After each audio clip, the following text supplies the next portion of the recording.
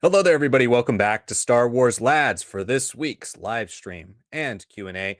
Hopefully, you're all having a great week so far. We're going to talk about the latest and greatest in Star Wars news and take your guys' live questions and anything you would like to discuss tonight. It is another week of kind of less exciting news. So if you have questions, you will be dominating the show for the majority of our runtime. Last week we went about 2 hours, and I think about an hour and a half of it was just purely questions from our audience. So that's always a lot of fun. It allows you guys to get your chance to really ask those questions that you've been wanting to know. Send it into the chat. We'd love to hear you guys talking about whatever you'd like to discuss here on this Tuesday. Make sure you send it in there. And if you'd like to support the channel, Super Chat is a great way to help out our channel, and you also get bumped up to the top. So if you send in a super chat immediately, you're bumped up to the top of the queue, or at least in our eyes, your priority bumped up to the top of the queue. And then we will answer yours first. All super chats will get answered before the end of the stream. We can't guarantee every other comment will get answered before the end of the stream. So that's the best way to get on. The other way to get on is joining our Patreon or YouTube membership programs. We do have a lot of great perks on our programs for as little as 99 cents a month. You can join. But if you want to have the priority tier for live stream chats, you join at the $4.99 a month tier, the Rebel tier. Gets you priority chat. If you're on memberships, you will get that icon when you are on our streams. If you're on Patreon, you can either send us your YouTube handle via Patreon DMs, or you can comment on the video, give us your YouTube handle, or just comment your thoughts on the posting for this stream, which will be on Patreon for those people who are of that specific tier. So make sure you check those out. Also, we do have videos coming out twice a week, every week. So make sure you check out those videos. Recently, we've been posting more stuff clipped from the lives, which is great. As always, it allows us to, get more content out there and also get you guys kind of recognized for a lot of the great questions and discussions we get to have here on the lives. But we have a lot more great original content coming here soon. I'm finalizing up a video that will be out on Friday that you can check out. And then we also have a variety of other great stuff coming as well. Shorts are still 3 days a week, Monday, Wednesday, Friday, polls twice a day, every day. So make sure you check out all that other content on Star Wars Lads. All right, let's get into tonight's stories. And so, as usual, whenever we do a stream, the biggest news of the week came out like right after we finished streaming last week, literally the day after. So that was definitely disappointing. And it is not necessarily from the top tier trades. So this is definitely kind of in the rumor mill, but it's a website that's been fairly accredited. It's a website called Superhero Hype, who has been posting that they're hearing that The Mandalorian and Grogu is the start of a new trilogy. According to renowned scooper Daniel Richtman, who we talked about last week with the Rey movie being delayed, he noted that recently Lucasfilm is seemingly looking to kick off a new Star Wars trilogy with the 2026 film The Mandalorian and Grogu. Lucasfilm reportedly plans to make The Mandalorian and Grogu the first installment in a potential trilogy. So, I mean, if you've joined our discussions in the past, I don't think this shocks either of us and probably shouldn't shock you. We've talked a lot about how really The Mandalorian and Grogu, for all intents and purposes, seems to pretty much be a reboot of the show and not necessarily going to retread the same ground. But in kind of my head, the show went 3 seasons. The third season was kind of a failure to a lot to me, to a lot of people as well. It was not as good as the first two for a lot of us out there. And so with that being said, and the fact that they kind of backtrack on certain decisions from season two into Book of Boba Fett, with Grogu rejoining, leaving Luke's order off screen, or in a different show, there were a lot of things that didn't sit right about the transition from season two to season three for a lot of people in The Mandalorian. And it seemed like, for all intents and purposes, they were saying, okay, The Mandalorian's our most popular thing we've made basically in the Disney era. We have these characters who are now iconic. We've created new Star Wars icons really for the first time. Iconic characters that the majority of people really love and that sell merchandise and do all the things that you want to check off on a list of potential properties to put into theatrically released film. Why don't we just try putting this in the theaters? And with that, Personally, I always felt like it was going to be at least a couple movies, if not a whole trilogy, and that's why it seems like Dave Filoni's movie is seemingly completely just in flux. It doesn't seem like it's coming out anytime soon, and it's because I think they plan on basically rebooting this entire New Republic era, but on the big screen. We know we had the big quote that's kind of become infamous from Tony Gilroy over the past press junkets and stuff from Andor talking about how Disney told them streaming was dead. It kind of seems like they're taking it that way. They're trying to go theatrical. They're trying to take their most iconic Star Wars property, make it a theatrical mainstay. And with The Mandalorian, with the logistics around it, right? I mean, your two characters are a an animatronic puppet and a guy who never takes his helmet off, and then your actor for it just has to come in for a couple of days and record some lines for it, really, if they don't decide to show his face. This could be a huge cash cow for them because the talent is cheap. The the filming of on the volume and stuff like that, people are used to that aesthetic, that look. You have filmmakers with actual film experience involved with the show with John Favreau.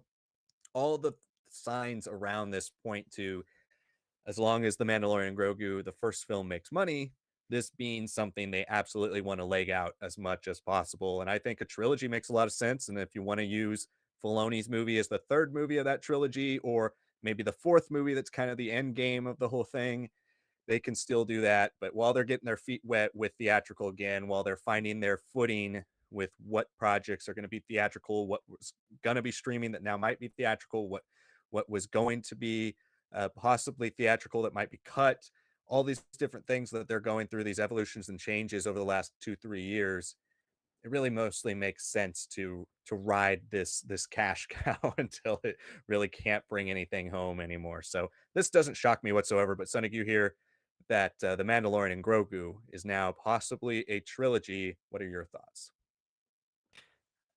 Yeah, I mean, exactly what I expected. I think it goes without a doubt that Star Wars fans are kind of just ready for trilogies since the 70s.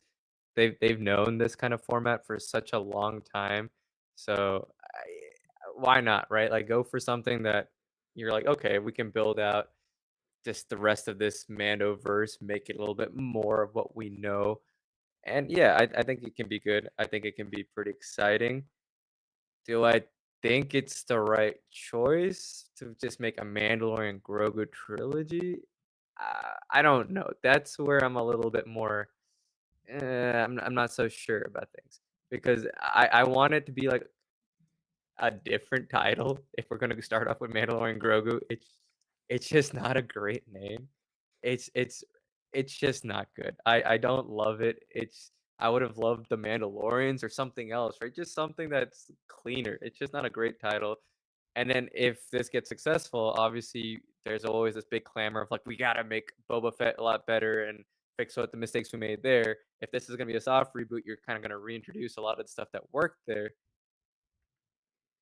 And that makes me a little worried because I'm like, okay, is this gonna be called The Mandalorian Grogu 2? Because that's just what people are gonna be used to. Uh, Not great for me, right? And are we gonna suddenly like bring in Ahsoka characters, right? Especially if Thrawn is gonna be playing a big role in the TV show there. Shouldn't he also become a little bit more generally known to audiences who are gonna watch Star Wars on the big silver screen? Uh, does Mandalorian Grogu really encompass that as a title? That's where my worry lies. I'm hoping that there's still time for them to change the title, honestly, or at least like make it so it's like the Mandalorian, subtitle. Put that there, the Mandalorian subtitle, whatever's next. I think you can still stick with the name because it's so iconic at this point. Everyone remembers how it was in 2019, 2020. But yeah, the rest of that, yeah, I don't know. That gets me a little worried. That gets me a little worried. But as far as like a trilogy of films, that's fine. I do like the structure of it. I think that's more than enough to really get the plot forward, and we can still allow us to have the Filoni New Republic finale film. I don't think that like ends per se. This just seems like it's going to be more where obviously Din Djarin and Din Grogu are going to dictate the story, and then Ahsoka is going to probably wrap up in season 2. I don't really see a season 3 with streaming being dead, right?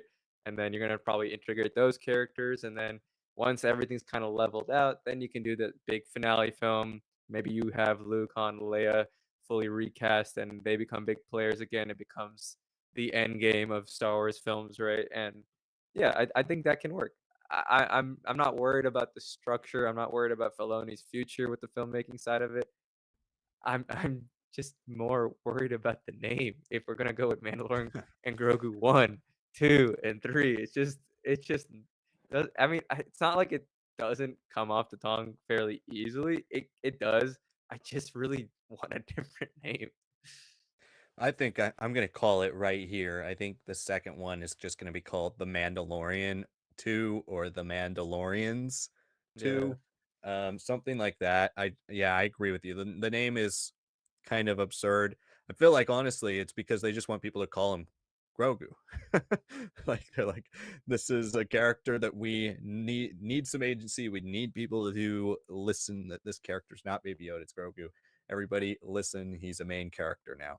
I feel like that's kind of what they want out of this title, but really, it's just it's a strange one. I mean, it invokes the like Indiana Jones and the blank titles, right? I think that's what they're going for, but right, right. it's just a little odd unless they decide to do the next one as the Mandalorian and this or the Mandalorian and that, and but it'll be weird because Grogu's seemingly going to be in all of them. So, uh, yeah, it's a strange title for sure. But yeah, I think a trilogy makes sense. I kind of like that idea because I just like that they're taking a step back right now.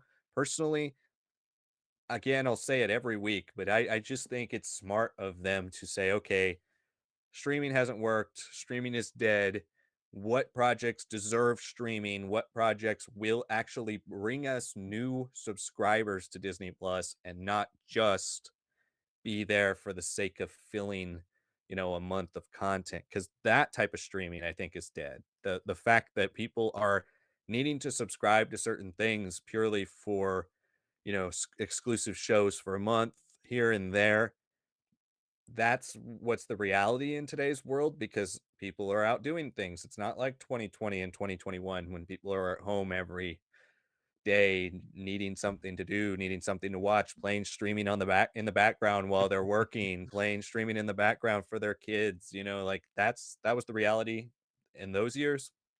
It's not the reality anymore. So, in order for them to figure out what the next stage of streaming is, they have to decide what is actually worth putting money and investing into our platform. Because if they have shows that people feel like they have to watch, like Andor, like if Andor gets nominated for Emmys, and it will, but if it wins some high profile ones, that adds a notch to Disney's resume. It's like, this is a best drama winning show we have on Disney Plus. And that's what kind of Apple TV has done. That's what a lot of these other streaming services have done is they've used the prestige to attract eyes. It may not be the biggest franchises, but they've used prestige. I think the idea of just being like, we'll throw out 3 Star Wars shows and 3 Marvel shows a year, and that will satiate people enough.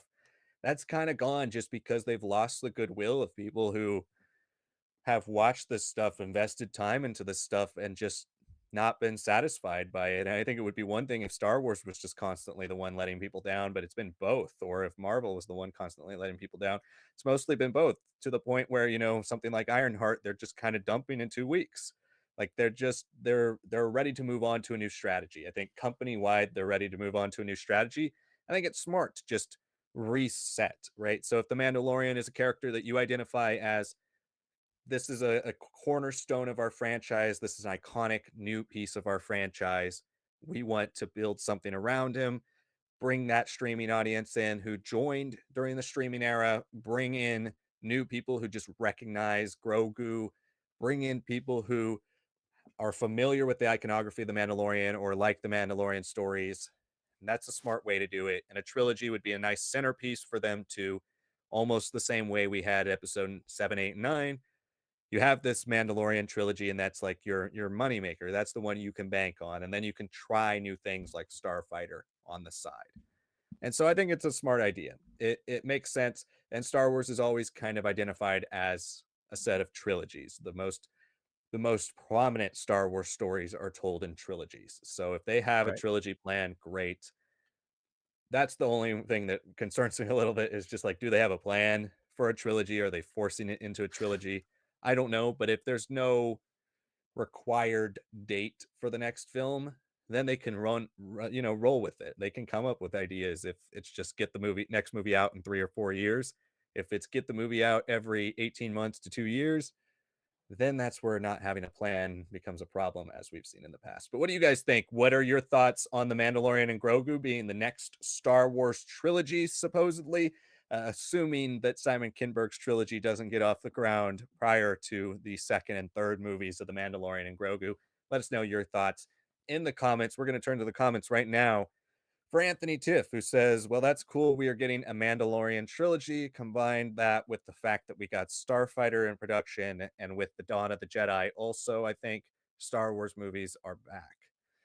Yeah, it seems like it will. I'll cross my fingers until we actually get more than one in the theater. But it seems like by the end of 2027, we will be having at least two Star Wars movies in the theaters for the first time in 6 years, which is pretty dang exciting. By then, it'll be the first time in 8 years. Yeah, wow, that again, every time people say it, it's not great to hear that it's been that long. But yeah, I'm excited regardless of what happens. I think getting this New Republic era like fully ingrained in people's mind again, like it was in 2020, getting the sequel era to become a sequel era again. That's all I ask for. Dawn of the Jedi, I don't know. Like I'm excited for it because it's Mangold. I've been really enjoyed all his films. I'm still a big defender of everything that he did in Dial of Destiny. It's again way too late of a film. It doesn't have that Spielbergian action and flair to it. But I liked that it was pretty clear about what it's trying to do. It just doesn't happen to be a very typical traditional indie film, right? So I'm not worried about Mangold, especially when he plays with Legacy. I think he's actually going to be quite good at that. I'm actually worried about Mangold dealing with a story that's going to be totally new. He doesn't want to even touch the Dawn of the Jedi that we have in Legends, right? And even that kind of starts sort of like, oh, all the Yotor and everything's kind of showed up, and we just already have the Jedi Order and all that. And there's only one book. It's not a lot, but he's like, no, I want to go even further back. And I'm like, that's awesome. That's completely new. Somebody's gonna complain because Star Wars fans complain about everything. So word, a little worried about it, but I think the way that it kind of was introduced with like being connected to Ahsoka, being connected to this New Republic finale film, I'm really unsure what it's going to be connected to, or if it's going to be truly trying to stand alone. That's where I have a little bit of my, even though that's what Star Wars needs to be doing. It's just we've seen so far because of the mistakes made in this streaming era of like just pumping content over quality out, it's kind of ruined people's even willingness to like jump into multiple eras, which I can understand with an MCU, which is very linear, right? But Star Wars has never been that. Star Wars, since the original trilogy, has jumped around. We went Shadows of the Empire. We at the same time as we're doing stuff well past Episode 6, right? And people were fine with that. Sure, maybe there's a little similarity there, but then we had everything happening in the early 2000s with the completion of the New Jedi Order as we're getting the prequels. That's a hugely different time span, and people were fine with that, right? So I guess, like this, there is that sense of like audiences who are reading the books are a little bit more sensitive to like, the differences in eras that compared to like a general audience member in 2015 versus 2016 being like, is Rogue One the sequel to The Force Awakens, right? Like there is maybe still that fear, but we've had so many franchises now, so many multiverse shenanigans, as long as the writing is good, people will understand it, right? As long as the execution is there, people will do the legwork to understand it. So I I'm not saying I'm worried about what Mangold's gonna do. I'm just more worried about how radically different of an origin it'll be for the Jedi and everything that we've had in Legends, and it's gonna throw people off. It's gonna make people feel like, oh, this isn't the Star Wars I know, even though it's kind of the whole point. But you know what? Let's just get going with this Mando trilogy that's supposedly happening. Let's get Starfighter in place. I'm telling you, the moment I see like all these memes being made with like Tame Impala music of Ryan Gosling to Starfighter, it's gonna be fine. It's gonna be perfect. That's what we need right now in Star Wars. Just some good old memes that are just fun. Because already, like we were seeing with like Project Hail Mary, the new Ryan Gosling film that's coming out. I've already seen so many memes just from the trailer of like his character. So I cannot wait for that. That's kind of what Star Wars needs. We just need memeable stuff again. And Grogu, he's old news now. He's 5 years old at this point, or 6 years old at this point. So I'd love to see Gosling kind of step into that role, and then hopefully once those are both good, solid successes, then Dawn of the Jedi is taking some leaps and all that will, and with good execution, will be well received. Critical Thinker says, I feel like they should just focus on making one good movie before they go and greenlight more. And that, I mean, that is true. Like I was saying, I think resetting and figuring out their direction is the correct way to go. But they've seen this movie and we haven't. So if they feel like this is really, really great, you have an accredited filmmaker on board. You have, a creative team that's been on this project since 2019 was the first season came out, but since probably 2017, 2018. Like this is the thing now, even more so than like Skywalker Saga Star Wars. This is the thing at the core of what Lucasfilm has been working on the longest. Like you've had the a creative team on this running for years. So I feel pretty confident in the Mandalorian getting more.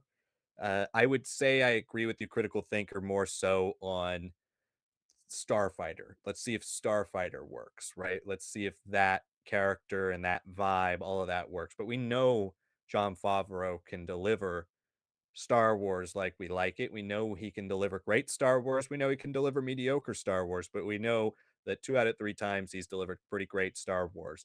And I trust him, especially because he's coming from a film background. Like it makes more sense for him to tell these stories as a film.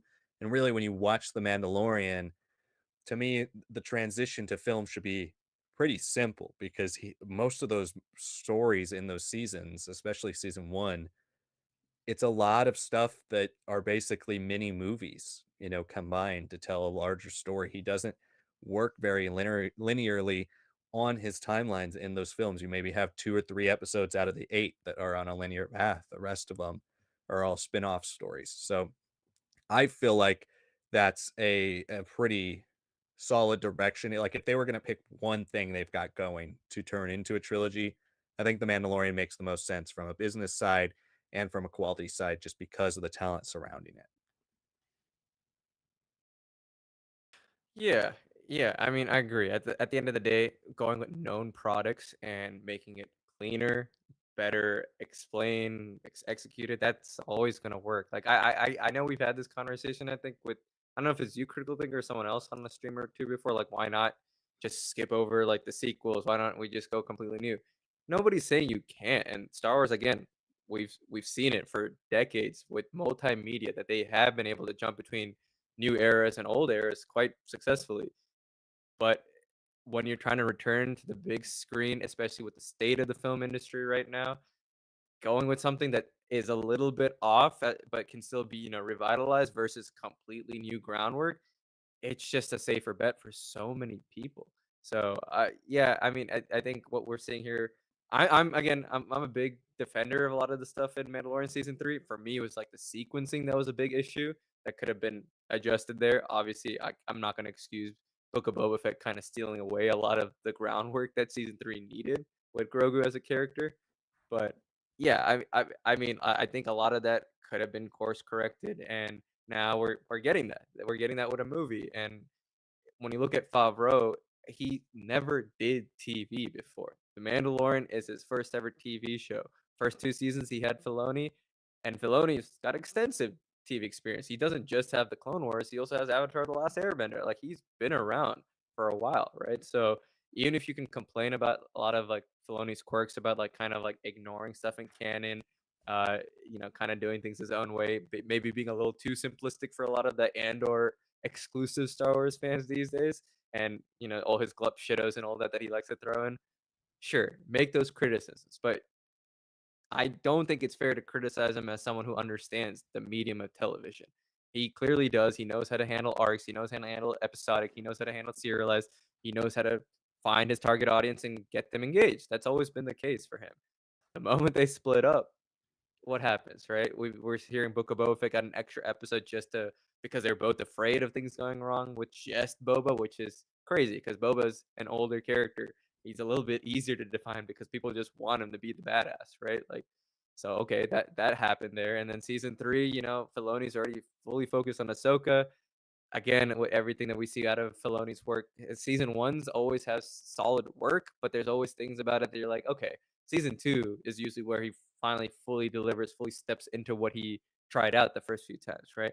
And I'm not gonna deny he's leaning a little bit more and more into his Filoniisms. That's kinda happens with creators. The more and more they become well-versed, more powerful in their industry, in their field, they kinda do fall into a little bit more of their stereotypes that kinda follow them around. But again, Favreau did not have Filoni as like an any push or pull force. I'm sure he had a lot of incredible writers, incredible people in the story group to really help him out there. But at the end of the day, he left the show running a Book of Boba Fett to Robert Rodriguez, who is a guy who does a lot of campy stuff and cuts and edits down to the bone. I was always worried about that, and his episodes, including the finale, which I still thought was fine, they're silly and it's just, like, it could have been longer. You could have done so much more with Boba and all this and that. Putting Favreau back in charge of a movie, he's gonna handle it much better, and if it's to worry about, like, "Oh, is he gonna do another MCU?" There shouldn't be a worry there. He made the MCU what it was. He made mistakes in Iron Man 2 trying to expand it into, like, a full-blown universe, but I would never criticize him for, like, making a movie. This is something that he's much more well-versed in. He's done it for years and years. So, I mean, he's done small things, he's done big things. I mean, one of my favorite films that he's ever done is Chef, right? That's he just self-inserts himself into a lot of famous people's lives and makes, like, a fun little story about food. But that takes a skill too, to jump between all these franchises, this big visual heavy filmmaking, and then to be able to do something like that and just be very fluent in that. So, not worried about him there. I think if anything, we're gonna just see the lean, clean version of what he wants to actually tell. Filoni probably is what helped him make episodic with serialized elements for the first 2 seasons of Mandalorian. Now that they're both kind of working in their own strengths and their own fields and with their own focuses, I think we're gonna see both of them thrive together. So I love the films to inform Ahsoka. I love Ahsoka to inform the films. That still is the ideal way to do it, especially with how interconnected Star Wars is. But yeah, I mean, at the end of the day, you're right, critical thinker. It is gonna be the execution that is what matters. But going with something that we know has been successful before and just probably needs a few tweaks, why wouldn't they? Well, and it's again, we can't have our cake and eat it too with this. Like we constantly complain, well, why does it take so many years to get a follow-up? Why does it take 3 years to get a season two? Why does it take 4 years to get the Batman script going again? Like there are so many projects that everybody's complaining about not having fast enough, but then when they try to do it fast, we complain that it's not good enough. And we should always complain when it's not good enough, right? But there is some push and pull there. So I think when it comes to the Mandalorian, they just have built up enough trust from me, even as somebody who didn't like season three. They built up enough trust as a creative team that I'm very much so confident that the movie will at least be good. Will any of these be, 10 out of 10 best Star Wars movies ever? Probably not. Will any of them crack the top half of Star Wars movies? Maybe because the bottom half is fairly weak. So they can do something pretty good here, and I think they can actually achieve something that's quite interesting. And in regards to a cinematic universe, that's just kind of the Hollywood we live in nowadays. I agree with you. We shouldn't put the cart before the horse, but we've seen kind of the death of cinematic universes in a lot of ways with these companies putting the cart before the horse. And so, in doing so, nobody's taking the risks to do it anymore. And then it's like, it's hard to get a cinematic universe off the ground if you're not perpetuating content. Like Marvel really is a one in a million thing based on what we've seen from the trends of Hollywood in the last 25 years or so, because we had Iron Man and Hulk come out in the same year. And I mean, the Hulk was okay. Iron Man was great. And then you follow it up 2 years later, Iron Man 2. Then you follow it up, Captain America and Thor, and then Avengers. And basically, since then, we've had two Marvel movies almost every year, sometimes three. If you want to build the cinematic universe like that, you've got to get content out fast so people don't forget about you. And I think that's something they have to figure out. And I think the New Republic era is something that's ripe for cinematic universe. It's the only thing they've really built the groundwork for to do that. So I think it's the smartest thing for them to actually, if they're going to build the cinematic universe, use that ground that they've already built. But again, the movies have to be good. And if you make two bad movies in a row, then everybody's out on it, right? So you have to have a confidence in it, and you have to have a confident decision making in terms of pushing projects forward. And right now, Hollywood is in general is fairly reactive because nobody knows what's going to be a hit anymore. You know, major IPs aren't always 100% successes. New IPs can be success one year, and then the next year they're not a success. Everything is really up in the air, and I think that's also kind of killing those. That lack of confidence is killing a lot of projects that could have greater success because these companies are waiting 2, 3, 4 years to get their second movie out or their second season out. And by then, people have moved on to the next thing. There's just so many things out there. That's just the world we live in. So I I've always been somebody who's in favor of, if you're going to greenlight, if you want it to be a trilogy, greenlight 2 movies and then work on the second one. And while you're working on the second one, the first one should have come out. If it's a huge bomb, then I guess you got to eat the second one and either cancel it or you put it out and you say, "Well, let's try it one more time," and then you wait on the third one. If it's a big hit, then you can greenlight the Mhm. third one and get working on that. That's the way I personally think they should do it. There's a lot more moving pieces that make it a little less, simple than I'm stating it, but if they could ideally do it that way where they're on the second one already by the time the first one comes out. And I mean, the sequel trilogy was a failure in a lot of ways because it didn't have the planning and all that, but the way they set it up, barring some real life tragedies, it was a smartly constructed way to release a trilogy of movies in today's world. It's just that the fact that they didn't take the time to build the story prior to starting that. If they take the time to build the story prior to starting, then you can do movies and have them in production while other ones are coming out, and you go from there, right? So it's interesting to see how they handle this, especially going back to the trilogy well after the failure of the sequel trilogy. And we all say it's a failure, right, because of the story and the way people have received it, but financially it was a huge success. So you could, if you're somebody in the Disney boardroom trying to argue that we should go trilogy route, really their only trilogy that they've made has made, seemingly a lot more money in a more predictable way than their spin-off films have for them. So that could be another thing they look at in terms of boardroom stuff for them. But yeah, it'll be interesting to see where they go with that. Father Karras says, I wasn't a big fan of the name at first, but I think the way to think about it is that it's a reference to Lone Wolf and Cub, the naming of those follow-up films. We'll see. Yeah, exactly. That's a good example as well. It's definitely the main inspiration for it. But Lone Wolf and Cub always had subtitles as well, so we'll see what they end up doing with that. But yeah, thanks for that comment. And then Critical Thinker says if the first film is good, then that's one thing, but they should focus on making the first film stand on its own instead of setting up the Mandalorian cinematic universe, DCEU, and even parts of MCU as well, as a dozen other wannabe cinematic universes have shown us the pitfalls of that approach. Absolutely. But I mean, I guess I just kind of responded to that, but absolutely, it is Yeah. something that is very much so in the realm of having significant error. But if you do it right, you have that plan, if you have that confidence, if you get the right people on board, you can also do it extremely well. Yeah, right. And it's not like anything is ever guaranteed. So I get the idea of like just do one thing right, right? That's fine, all right? But that's not, again, like Liam said, that's not Hollywood today. Everybody wants the piece of the pie. They want to go back to the highs of the late 2010s again. Everyone's trying to push everything that was a streaming movie or streaming show into theaters now, right? I mean, Lilo and Stitch. I know people have a lot of problems with, like, changing the villain and some of the characterizations and all that. It's on the verge of making $1 billion. It would not have been anywhere close of a success if it was just on streaming, right? And I know people were like, "Oh, but what about all the kids and their parents who have, like, the sing-along versions and all that?"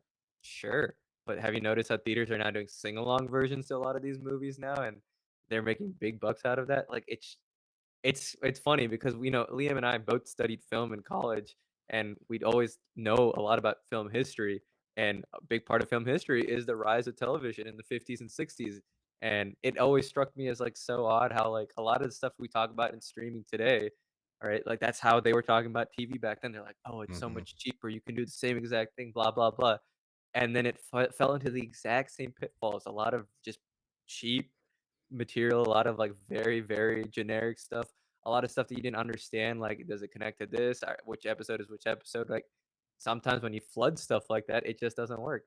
TV then entered its golden age with, like, much longer arcs. Obviously, the advent of color TV made a big difference and everything, but it took a while. Right now, we're at streaming 1.0, and that bubble has burst. 2.0 will come out, and things will be better. And I get what you're saying about, like, DCU, MCU, and all these other franchises. Like, look, you're not wrong per se, but I will push back on DCEU. I know Liam has a lot of thoughts on that, but as someone who's not as big of a DC fan, but is super excited for the DCU that's coming out, it's because I'm seeing like a very clear like, hey, focus on the movies. All this other stuff is supplementary stuff that you can watch as needed, right? A big thing with the DCU is like, oh, we're so behind on everything. So instead Yeah. of like doing Origins, instead of being a copycat and all the accusations there, let's just do like a speed up of all that. Okay, Man of Steel, fine. What do you mean we're doing Batman versus Superman next? What? Like, okay, and then the next one, Justice League? Like, sure, we let Zack Snyder finish it. I know he had the unfortunate tragedy of his daughter passing away and all that. But his whole story was basically 3 or 4 movies at best, right? And it just there's no way that you can have Martian Manhunter, Aquaman, Wonder Woman, all that really work. And Wonder Woman only really worked because that first film was pretty solid until that final act, right? And then you can excuse that as like, that's just the 2010s of movies. Marvel has some of the same issues and all that. But it never made sense for me that DCEU was gonna be headlined and spear run by the dude who did 300, because we know he's a great visual director, but not a great storyteller. No. I mean, arguably his best film is Dawn of the Dead, which is a remake of a much superior film, right? It's people just loved it because he got some cool action shots out of it, but yeah, no, watch the original Dawn of the Dead. That's me putting a PSA out for that too, but it never made sense for me, right? Just as from a filmmaking point of view, like if you're trying to get, like you're trying to rush all these things and catch up, but also be different and be almost the inverse. No, there was just so many mistakes. And even if you're going to do that with someone who's known as a great writer, known as someone who can actually understand structure and pacing. Snyder has never been accused of being a great writer. He's been a great. People will always talk about that Batman hallway sequence and all that, and how he's throwing around people. I love what he did with the suits and the visual and everything. I can't say I loved anything else with the writing. So that was always a big mistake. Again, we don't know how DCU will pan out, but actually writing the characters as the character makes sense, right? Finally seeing a Superman that's kind of goofy and nerdy and like a little geeky all around. Actually seeing the difference between a Clark Kent and the Superman, right? Like just from the trailers alone, that gives me hope. Am I saying that this franchise is gonna that whole big MCU-ification is gonna happen perfectly? No, I still have some doubts about how he's gonna make video games work. I have doubts about, like, a Clayface movie and all this other crazy things that they're brewing up.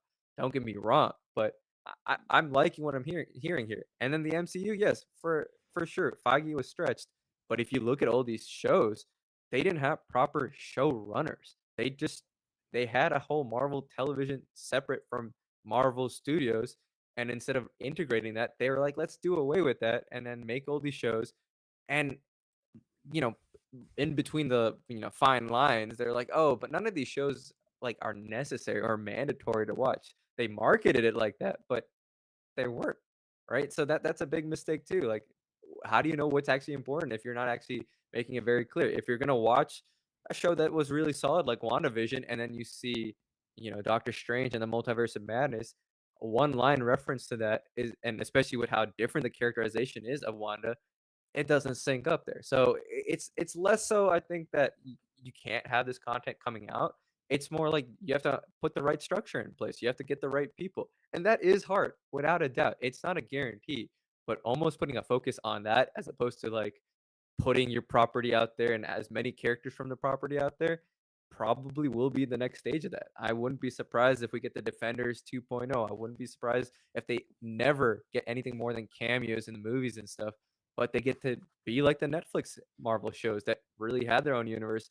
Flawed in a lot of ways, sure, but still were written as TV shows for these characters that definitely work way better when you spend time with them. So I get what you're saying for sure. Don't like just rush into another cinematic universe, but that's not Hollywood today. You kinda need that. That's the only way a lot of these franchises are surviving, and if you don't have big franchises surviving, unfortunately, all these mid-budget films, all these indie films, they don't get their opportunities either. We have, so many films escaping California. They can't film anything in California. We've finally gotten a tax break for a lot of that stuff, and it doesn't seem like a lot, but that will, incentivize people to finally make a little bit more indie, smaller films, kinda like how the '70s were when they actually put massive tax breaks on New York City and filming in New York City, and we got incredible filmmaking for very, very low budgets there. That's we need both of these things to happen at the same time. We can't just say, "Do one movie, quality, perfect." No, we need the franchises to be firing on all cylinders, so that way these indie films that are only getting 2, 3 million actually get closer to 5, 10, get closer to those mid budgets of the '80s and '90s, and then you start getting the stars built up in these little bit more mid-budget films and then break out into these big franchises. It all matters, but it's not easy. It never was, and it's getting harder day by day.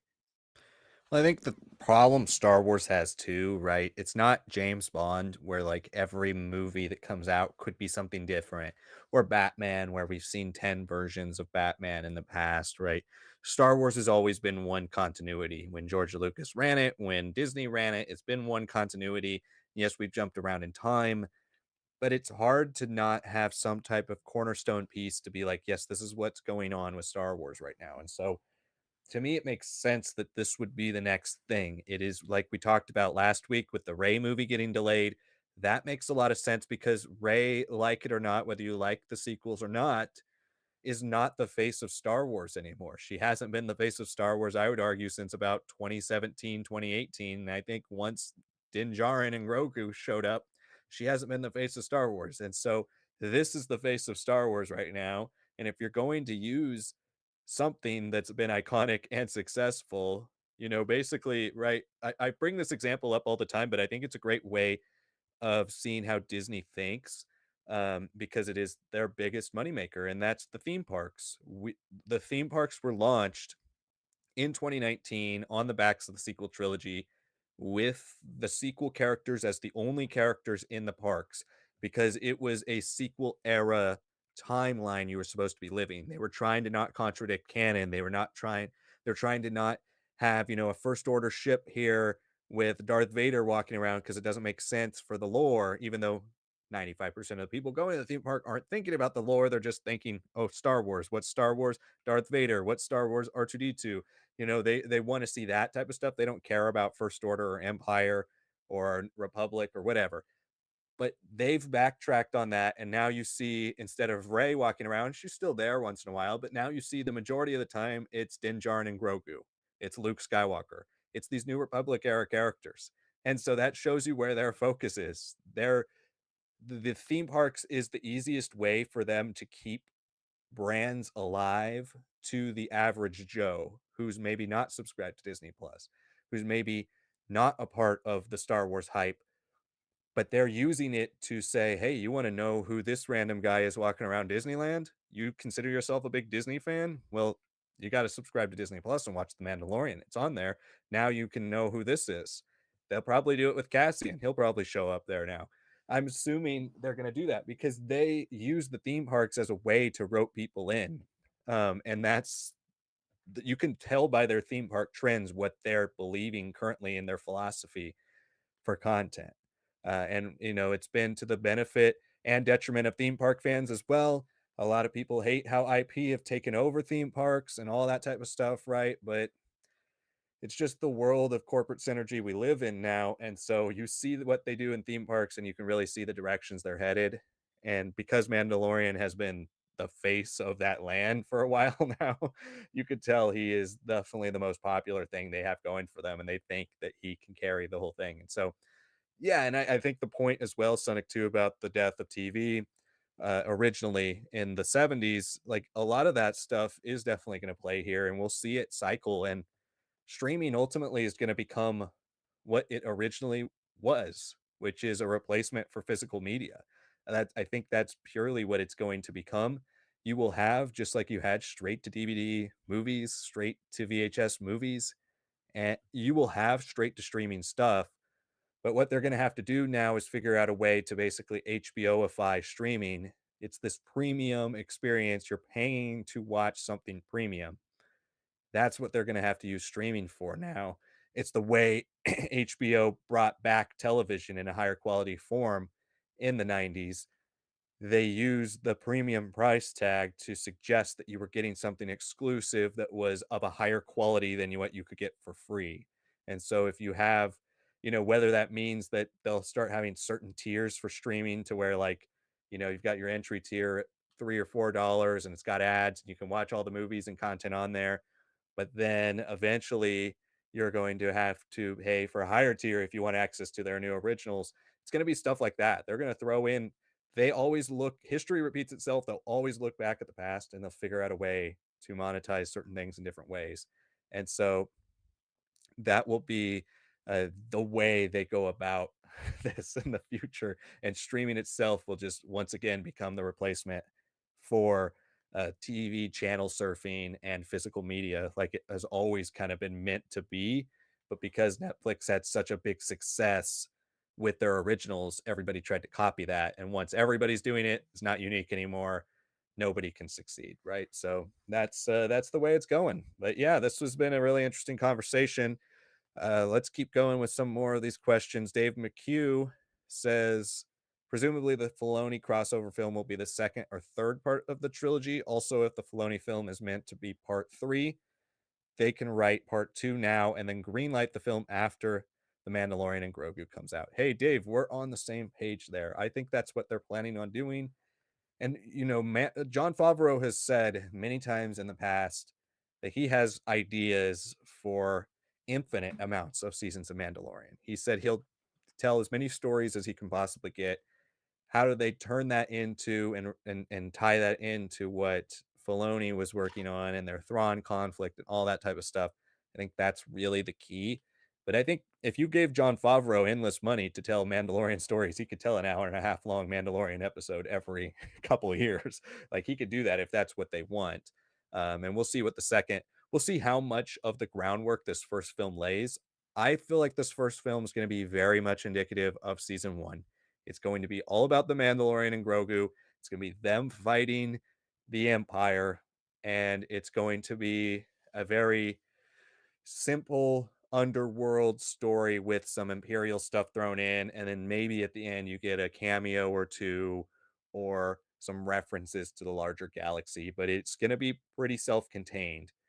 That's what they did in season one. It was its own thing for the entire time until you get the end with the dark saber reveal, and then that set off a huge chain of events and the name drop of the Jedi by the armorer. All that stuff set up season two, where they would get a lot bigger, and the Mandalorian and Grogu would connect to the larger galaxy. It's kind of what I expect. I expect season two or the second film to be like, hey, you guys tried to get out of the fight, but Sigourney Weaver's character's like, hey, you guys were out of the fight, but we really need you now because we have this new threat, this Thrawn threat, and we need you to take down one of his top lieutenants. We think you can do it, blah, blah, blah. They've got that going. That'll probably be the second film. And then the third film, I don't know if Filoni's film should be part of the trilogy, though. I feel like it really should be kind of the epilogue, the capper, because if you're going to do a trilogy, presumably you're setting up other characters and other things, right? So I still think it's a huge mistake for them to make this big capper film using Ahsoka characters and different characters from their TV streaming without ever making them have movie appearances. Yeah. Yeah. That can either mean Ahsoka's like a co-lead of Mandalorian and Grogu 2, which a lot of people won't like, and I personally wouldn't love that either. Or that can mean Ahsoka gets her own film, or Boba Fett gets his own movie. If they do that, if they go that truly traditional MCU route, how long does it take before we get the second movie to the third movie? Because I mean, similarly to Iron Man, we got Iron Man 2 years later, got Iron Man 2. and then you had to wait till after the Avengers before you got Iron Man 3, or Captain America, you got the first Avenger, and then you waited a bit and you got Winter Soldier, and then Civil War was basically an Avengers movie.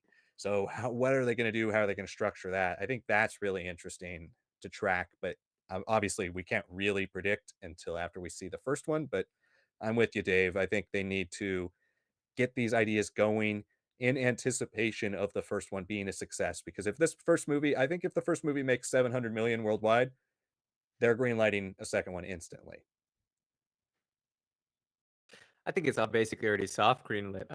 I don't see a universe in where it won't make that now, especially because now we've got no Avengers film in May. Now that that's been pushed away, this is Star Wars is to live on and die on, right? This is the traditional month of Star Wars. This is the start of the summer blockbuster season. I know people right now are so excited for Jurassic World Rebirth, followed by everything we're going to see in Superman, followed by everything we're going to see in Fantastic Four. They're like, wow, this is really a big summer. And 2026 is supposed to be a huge, huge year for franchise filmmaking, all these blockbusters. I'm hoping that means with Mandalorian and Grogu that it's gonna really start off the whole summer, right? And that we're gonna be excited for it and everything's gonna be fun and everyone's gonna be locked in for at least Star Wars. I know there's a couple other big franchises that are gonna probably eat each other up a little bit if they don't change their placements, but Star Wars has put it out there early. They probably already heard from the Disney executives long before to not worry about that placement. And now, we're in a good place. So I think we're basically already getting a soft green light for season two. It is like Liam was saying, is it gonna be a direct sequel to it? Or are we gonna get like a continuation of Ahsoka and those characters that survive from that show into here? I don't know if I'd want them to be the leads per se of the second. I'd kinda almost want the second film to be the Mandalorian Grogu characters and a couple more new characters, and then tease them or have them cameo at the end, and then the third one is when they can finally do it, 'cause I'd like them to have some breathing room to grow and change a little bit to become accustomed to audiences before jumping in, 'cause I don't want the same issues that we've had with the MCU, where we have some really important stuff happen to a character, like in WandaVision, and then because they're thrown into the film and you're kind of forced to translate that character almost immediately, you're like, okay, or that doesn't make sense. And I know Multiverse of Madness was supposed to come out before Spider-Man No Way Home at one point. American Chavez was supposed to be in Spider-Man. Everything was a little changed there sequencing wise, and that probably did play a big factor there. But that's that worry for me, like, okay, if we put them in the second, is it really gonna work as cleanly as you want it to be? Maybe not. But the third one, yes, I think they can be big supporting characters. I obviously can see if Ahsoka survives and comes to the main galaxy, she does become a lead of sorts, especially because we've already had Din Djarin and Grogu meet her. I think it'd be a nice way of like connecting the dots. Like, wow, we've all gone on very interesting journeys, haven't we? And now we're facing a common enemy. But as a second one, no, because again, I think we need to flesh out almost like a movie universe of characters, movie exclusive characters, which shouldn't just be dependent on everything that we saw from 2019 to 2024 for everything we saw from the first 3 seasons of Mandalorian, everything we saw in Book of Boba Fett, what we saw in Skeleton Crew. I mean, there's rumors, especially now that we've seen that new Star Wars Galaxy map uploaded from the Timelines book to the show, to the website. Now we see like, oh, Dathomir is like right next to At in that whole At system. Could the Skeleton Crew kids show up in season two? Great, I'd love that. Do they make sense as movie characters? Probably not. But the big leads of those movies, if they can come in the right time, not overtake the story, but then gradually become more important to the story, while still respecting what's done in the TV show, that's the ideal way. It's very difficult to pull that off. I just don't want it to be in the second film when we're missing things with the Star Wars underworld. We're missing things with just the government and their role in the structure. And right now, everything with Mandalorian Grogu is set up as like you are a special agent, kind of a contractor for the New Republic, a little off the books to do all these missions, and things have been working well. And now you're kind of getting elevated a little bit, but that also means that you can't be as messy and like doing all these silly things. That's what Sigourney Weaver's character is saying. Awesome, great, but that's not how Star Wars works. There's always a blend of the underworld. There's a blend of the official stuff, a blend of the heroes and villains kind of doing their own thing. I think that's where a second movie will have to focus on building out the movie universe of that, of the New Republic, of that conflict, and then the third one can then truly bring all these other TV show characters that will be important by the time we get to hopefully that Filoni film as its own kind of not standalone, but a concluding act. Well, and I think you don't want history to repeat itself as well, right? John Favreau directing Iron Man, kickstarting the MCU, directing Iron Man 2, they force in so many different things, Black Yeah. Widow, Shield, Nick Fury, all that stuff. It's one of everybody's least favorite MCU movies. So you don't want history to repeat itself. You don't want to cram too many things in. I mean, they're already starting to sprinkle the seeds, right? Because we have Zeb seemingly playing a pretty big role in this film, or at least a role that's big enough to put him in multiple trailers that they've shown to people at these conventions. And I assume he'll be part of the first official trailer as well. So if Zeb's a part of this, you have that Rebels connection. We know Ezra's back in the main galaxy. We know uh, Chopper and Hera and Jason, they're all there. Do you bring in different characters along the journey, right? I think people disagree with us often on our opinion on Mandalorian season two, but one of the things I thought worked really well about the Mandalorian season two was you were able to rope in all of the big characters without forcing it. It was organic. A part of his journey was finding a Jedi, and he's able to meet these different people who know Jedi as he gets closer and closer to finding the Jedi in Luke, right? And so do you have that similar thing? If he's hunting down somebody related to the Shadow Council and Hera's been involved with tracking down the Shadow Council, then he has to talk to Hera for a scene. And then he talks to Ezra and he's like, "Oh, you're a Jedi. My, Grogu's got force abilities and stuff like that." Like, I think there's ways to naturally work this stuff in to where if you get a Zeb as a co-lead or a supporting role or an Ezra as a supporting role, those types of characters don't take away from the Mandalorian as much. I think in Ahsoka is her spotlight is too big for her to be a co-lead of Ahsoka. Like, I don't want the second movie to be the Mandalorian and Ahsoka, not instead of the Mandalorian and Grogu. Like, I think that would be too much. But we'll see. We'll see if they decide to make Dave Filoni's movie now instead of the Capper, an Ahsoka movie. And I think they're waiting to see with Ahsoka season two whether the interest is there before they continue forward with that. So I think we'll see Mandalorian and Grogu too far before we get an Ahsoka movie. But I think that their ideal world of this is basically redoing the entirety of this New Republic era in streaming and trying to make it a little bit better with with all the things you've seen in Ahsoka movie, a Boba Fett movie, Mandalorian multiple movies, taking other characters and making movies like if Carson Teva is popular and they can do a Rogue Squadron movie and if they can do a a connection to Zeb and his squadron or Ghost Crew, Hera movie, Rangers of the New Republic, whatever they were working on. They have a lot of different things that I think they would like to jumpstart in that cinematic universe fashion before going with this Dave Filoni movie. So I truly just like feel like Dave Filoni's movie, while I feel like it'll still happen, that one to me is the furthest away because I think they're trying to figure out this era. I think, I think that one's less likely to get canceled than the Ray movie or the Dawn of the Jedi movie, but it is to me a far away thing. Like all those 2023 projects are so far away. I don't know when we'll ever see them. Dave McHugh also says, yeah, Mandalorian season one basically starts with a mini movie, episodes 1 through 3, and ends with a mini movie 7 through 8. Yep, exactly. And then Father Karras says, just a bit of whiplash from post Rise of Skywalker. Iger saying trilogies are hard, and they were going to take a step back from them for a while to the first movie to be out since is a trilogy. Yeah, no, I mean that's a great point, Father Karras. It's true, but I think when Iger wrote that autobiography too, his in his mind, the company was set up for success via streaming. Obviously, he didn't foresee a pandemic. He didn't foresee the inconsistency in just box office in general, but especially Disney box office, which was basically bulletproof for 5 years between the beginning of 2015 through 2019. It was bulletproof. Every movie they made a lot of money. Even the ones that weren't that good made a lot of money. Like go back to Captain Marvel making $1 billion. Go back to Aladdin making $1 billion. pretty much everything they made $1 billion.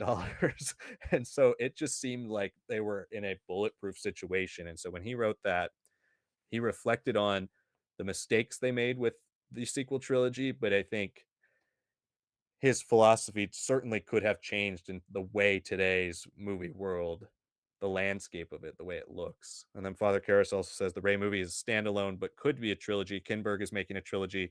Do any of us seriously think Dawn of Jedi works? They aren't going to do at least a trilogy. Yeah, they totally don't get. Okay, so that second comment. But yeah, I mean, I'm with you. I'm with you. It is whiplash, but I think it's something they know can work. And in today's film industry post COVID, they're basically looking for anything that can work. Is it the right way of going about it? No, but it's the way they justify it. So they're trying what they think has a history of success. And if this is their direction, I just hope they know what they're getting into and they've thought about it and they've set up the right strategy for achieving success. I mean, ironically, they are prepared for these trilogies in a way because they were taking a lot of these trilogies and then turning them into these season-long shows like Obi-Wan Kenobi. That was planned as a trilogy, and then they're like, "Yeah, we can combine a couple scripts together and all that." And you look at the original Obi-Wan Kenobi stuff, I think a lot of it is better than what we ended up getting, but to make that risk at that point, that big investment as streaming was right around the corner from exploding. I mean, yes, it was a short-lived bubble, but until 2019, when you thought of streaming, you thought of Netflix. You didn't think about anything else. You said, "Okay, I might have HBO Max or like Xfinity or something," but it wasn't really a streaming platform either at that point.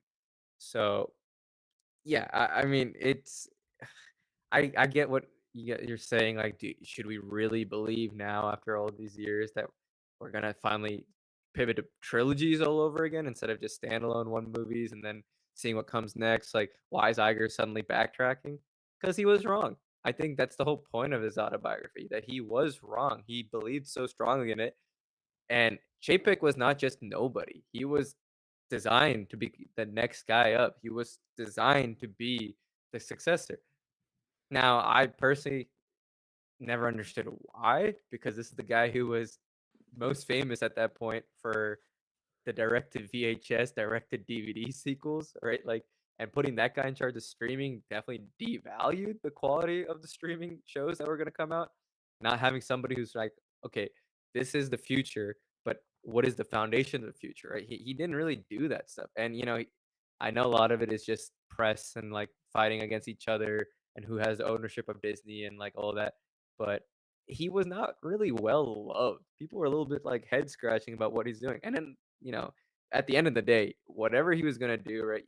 We've had other Disney CEOs that have not been well loved, right?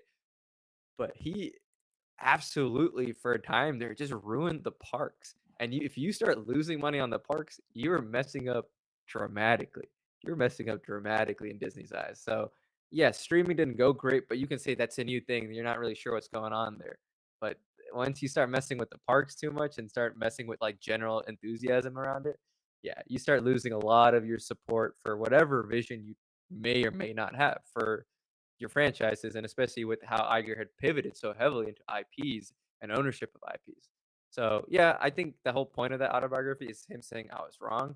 You read that book, he straight up says, I should have listened to Kathleen Kennedy. We needed more time for the 6 months that her and JJ were asking for the Rise of Skywalker.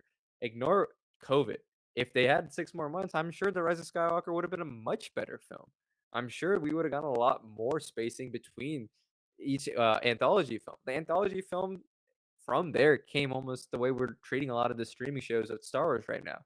Those they were supposed to fill in every little gap of these mainline Star Wars films, which is insane to think about. But the way Disney was just throwing money at stuff and things were working in the late 2010s, was it that crazy of a gamble? Not really, right? So yeah, now going back to something that is more what was tried and true that George Lucas has done.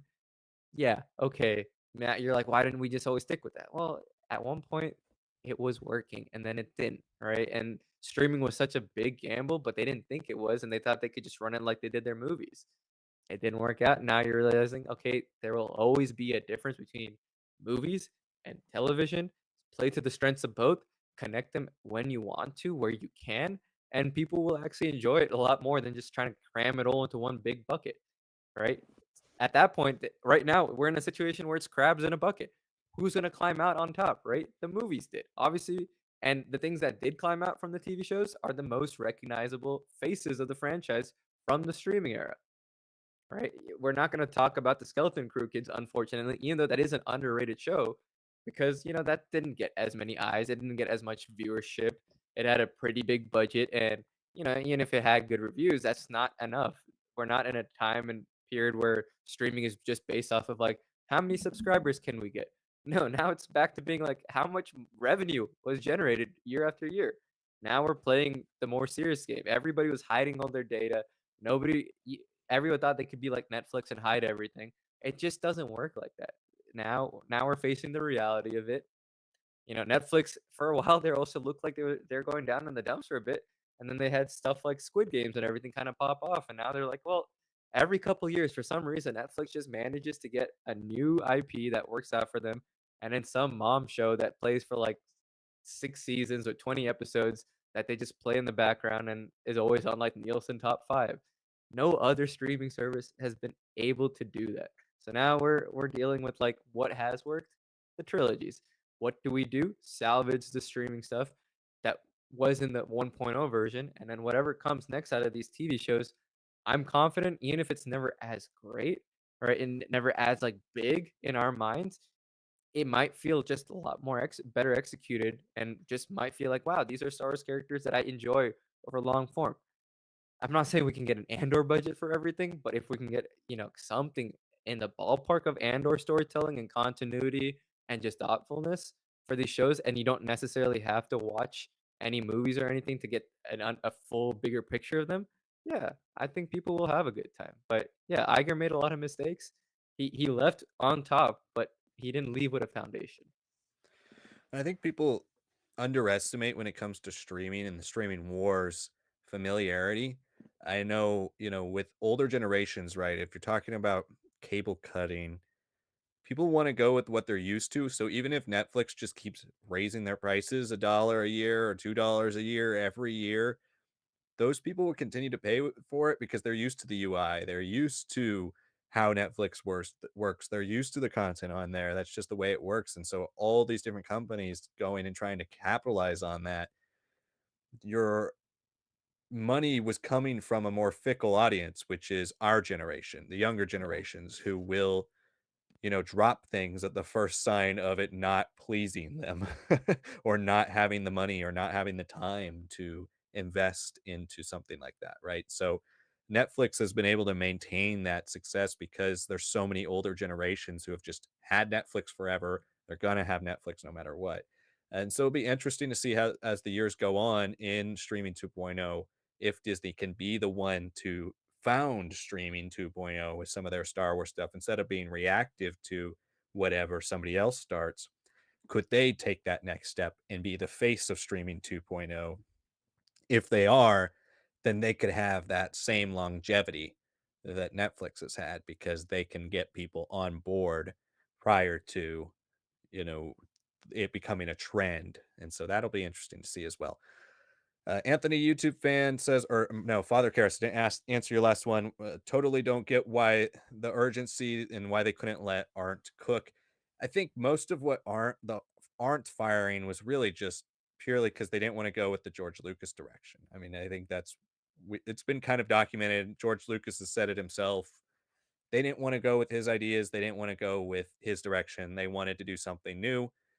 I've said plenty of times, been on record, while I would have preferred to see George Lucas himself be in charge of the sequel trilogy and doing his thing, if George Lucas wasn't going to direct the movies or wasn't going to lead the projects, and they had somebody else on, I don't think it was the dumbest idea ever to do what they did with The Force Awakens because just where the state of Star Wars was at the time, it was most surefire thing to get people back on board with Star Wars. And it obviously worked because it made so much money and set a record for domestic box office that will probably never be broken. And so I think that's the main reason Arndt was let go is he was working on the George Lucas script. and they decided we're not doing the George Lucas script. So they they moved on. But yeah, that's I don't get why they didn't take the time to still flesh out the rest of the trilogy after they decided to make The Force Awakens a semi reboot requel, because they could have still taken a couple years and said, okay, let's get this going. Let's figure out the direction for the trilogy, and then we'll still do the requel, but we'll figure out what the other two are so that when we hit with those two, they hit the way we want them to and feed into each other nicely, rather than the second one feeling like it was, taking everything about the requel idea and being like, no, let's do the exact opposite. And then the third one being like, well, people didn't like some of that stuff, so now let's change that again. They they didn't have any flow, and so that's what they could have taken time to do. But I think art was never really a part of the picture once George officially left as a producer. They were basically out on art immediately. Yeah, and I mean, I do believe he still has a writing credit, right, on The Force Awakens. Yeah, Just he just does. the nature of writing so many different drafts for a film, you do get that credit. I just wish we could have had like the swamp planet of like all the and like that was the original Jakku, right?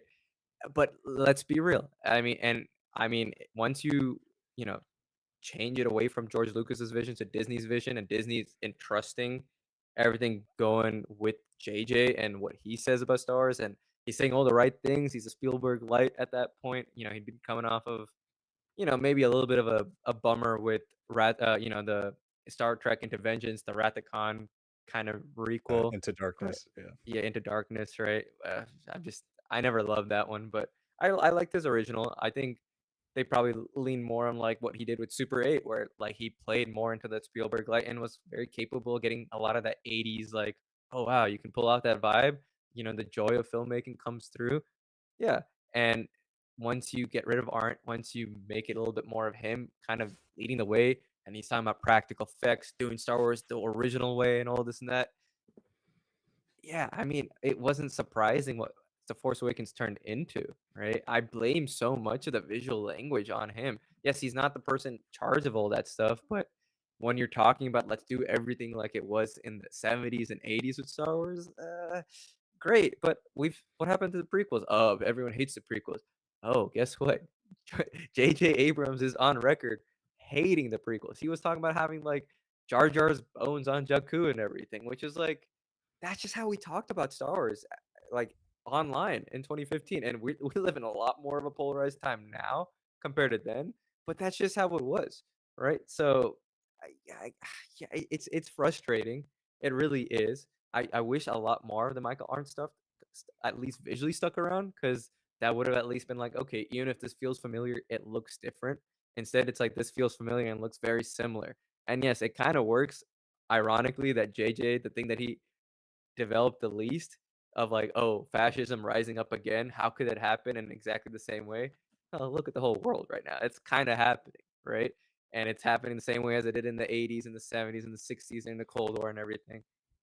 History is cyclical. It repeats itself. He ironically got that right. He just never took any care to actually flesh that out and make some interesting commentary on it, right? Now we're in a position that maybe not necessarily a starfighter does, but the rest of this sequel area can build it out and make something new and fresh and build it things out. But you can't change the fact that TIE fighters are just inverted colors now. You can't change the fact that the Star Destroyers are just bigger and have hangers on the side instead of the bottom, sort of, right? Like that was what people wanted, unfortunately, in 2015. The prequel fans like us, we didn't get our voice for like another year or two. We were starting to get a foothold, but it wasn't there by the time 2013 production is rolling around. Yeah, it sucks. It really does suck, but that is how it was treated. And yeah, I mean, again, I still liked a lot of what his script had, but and it's ironic that finally George Lucas got someone else to write something after nobody was helping him out basically during the prequels. But, like, that's how it played out. Now the question is, what are you can't change what happened in the past. Now the question is, okay, we have the sequels. How do we move forward and make this a whole era? How do we make this fleshed out? How do we take what we made in those very big initial swings for the franchise under Disney and what we've seen from the streaming era? how do we combine the best of the lessons that we learned in both and move forward? Because we're really at the dawn of a new age for Star Wars. Franchise filmmaking all around in the industry is very different. Everybody's almost kind of restarting right now. Star Wars is no different. So let's see what happens.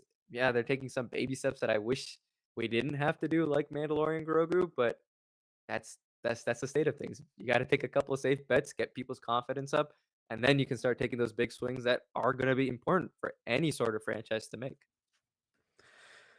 Anthony, YouTube fan, will get the last word on this specific topic because we've gone for almost an hour and 20 minutes on the Mandalorian Grogu discussion. But it is a fascinating discussion. We appreciate all you guys, your guys' thoughts. But in the interest of getting back to the top questions for the people who commented earlier, I think we should wrap this up and then we'll work our way through the comments again. Super chat, best way to guarantee you get on tonight's stream. Also, if you subscribe to Patreon or YouTube membership programs, you can find a tier that does give you priority chat access.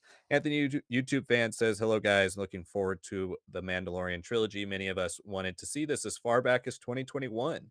I'm 2 chapters in on Trials of the Jedi, and so far, so good. High stakes. Yeah, we loved Trials of the Jedi. Hopefully, you do too as you get your way through the rest of the book.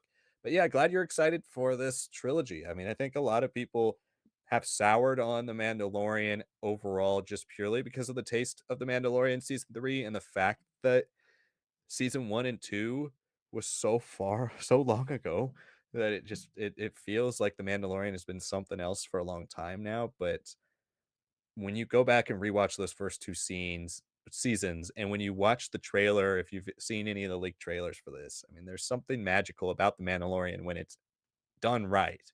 And hopefully this is done right because I think this has the chance to really be something that could carry the weight of the next few years in Star Wars. So glad you're excited about that, Anthony. Thank you for your comment.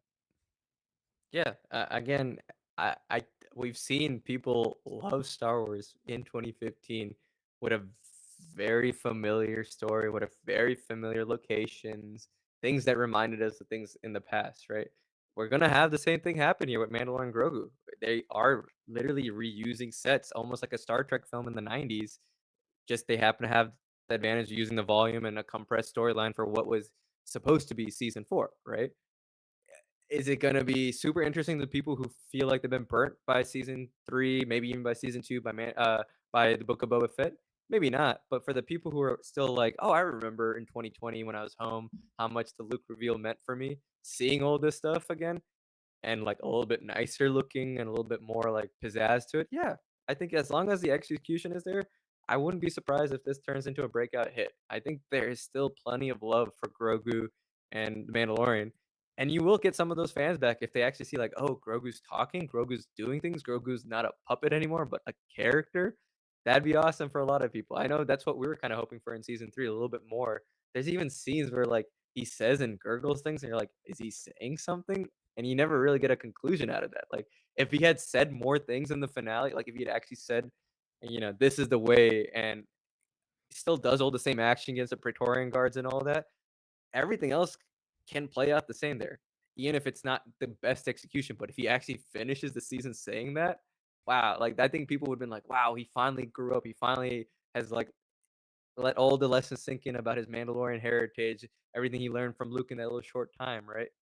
But we didn't, right? So now this is a chance, and I think people are waiting for that, and they're begging for that. Even if you are like love season 3 or hate season 3, I think we're all kind of just waiting for him to grow up and be like a 1 or 2 years older and like be a little less of a toddler, a little bit more of like a kindergartner, like who's got a little hyperactive energy like always, but he's actually doing things and he's actually got a partnership that he's actually an apprentice to his father, right? Right now he's still, like he saves the day as needed, but he doesn't. He's just a baby otherwise. Now this is a chance to finally be like, "Oh, okay, there's some cool things. Oh, maybe there's some things about his past that we've seen in the flashbacks that he maybe starts understanding a bit more, that he has a little bit more incentive to, like, chase after himself and all that. Some things that are revealed about his origin by, chasing down a Shadow Council member. Once you make him a character, you might also win back a lot of people who didn't love season 3, but are like, "Oh, at least those are some initial first steps towards that, even if it was nowhere near great execution." So, yeah, I think I think you're it's fair to be excited. I think we both are. Obviously, we're tempered about it because it's not the best film in our minds to bring back Star Wars on the silver screen, but it probably is the right choice at this point. I wanna see him continue to have agency too. I don't want him to talk. I just feel like that'd be so weird. I don't But want, like, talking, I just want him to say it, like, that one sentence and be like, "Alright, great, good, finally." Like, like, grow up a bit. Yeah, sure, sure, maybe a word or something. But yeah, I don't really want him to talk. I think maybe if you jump in time, Ray movie, if he's a part of it, he can talk, but I don't wanna see I don't want him to talk much in this. Like, I just think we're reverting back to season 1, so I don't think they would do that. If they do make him say stuff, it'll be in the 2nd or 3rd movie. yeah, But yeah, we're gonna scroll back up to the top again to make sure we get everybody in. Again, if you haven't liked the video, please do that. It really helps our channel out. There's a lot more people watching right now than have hit the like button. So if you could do that, really helps us out. And subscribe. We have a lot of people who watch who are not subscribed to the channel. It really is the best way to show your support for our channel, helping us get those subscriber numbers up, help our get our us get our content out to more and more people. And make sure you join us every week for these streams because we do these every single Tuesday. If you are new and this is your first time, make sure you're commenting as well. Send your comments into the chat. All right, back up to the top. I believe we left off on Anthony, who said, "One thing I found interesting that might be cool for you guys to hear is that this past weekend I decided to watch this random film that stars Mark Hamill called Slipstream.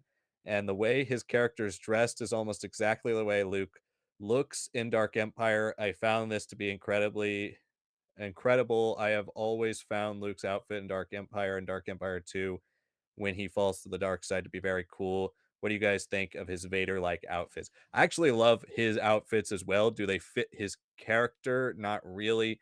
They're very like 90s comic-y, but I think they're very cool. I had the figure also. I know you're talking about Anthony, the Palpatine figure. I had all those Dark Empire figures and Thrawn figures growing up, the Power of the Force ones from the 90s, the Mara Jade, the Thrawn, the clone Palpatine, the Sentry, Luke, all of those. And so I love that outfit because it's kind of iconic to me, both from the toys and the comic books themselves. As for Slipstream, I've never seen it, but I know the look you're talking about, and I actually really like that's one of my favorite looks for Mark Hamill post Star Wars that we've ever gotten because I feel like he just didn't make very many appearances in live action past the 80s. He went on one thing a lot of people don't know is he went on Broadway right after Star Wars, and he was one of the stars of Amadeus. He was the star of yeah. Amadeus.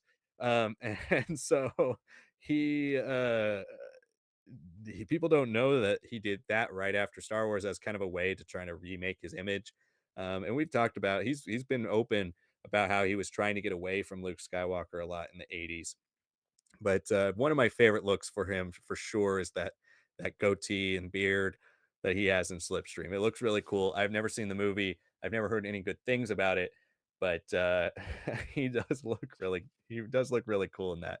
So that's definitely a great comment. Appreciate hearing about that. Yeah, no, I think, especially when, like, episode 7 and 8, like, where, like, all those concept arts were kinda coming out and people were making, like, their fan thumbnails and everything, they used to use a lot of Slipstream art because that beard is a pretty iconic Hmm. look for him. So, we used to see so many things, like, just put a hood over that, so no, I do like the look, I do like the look.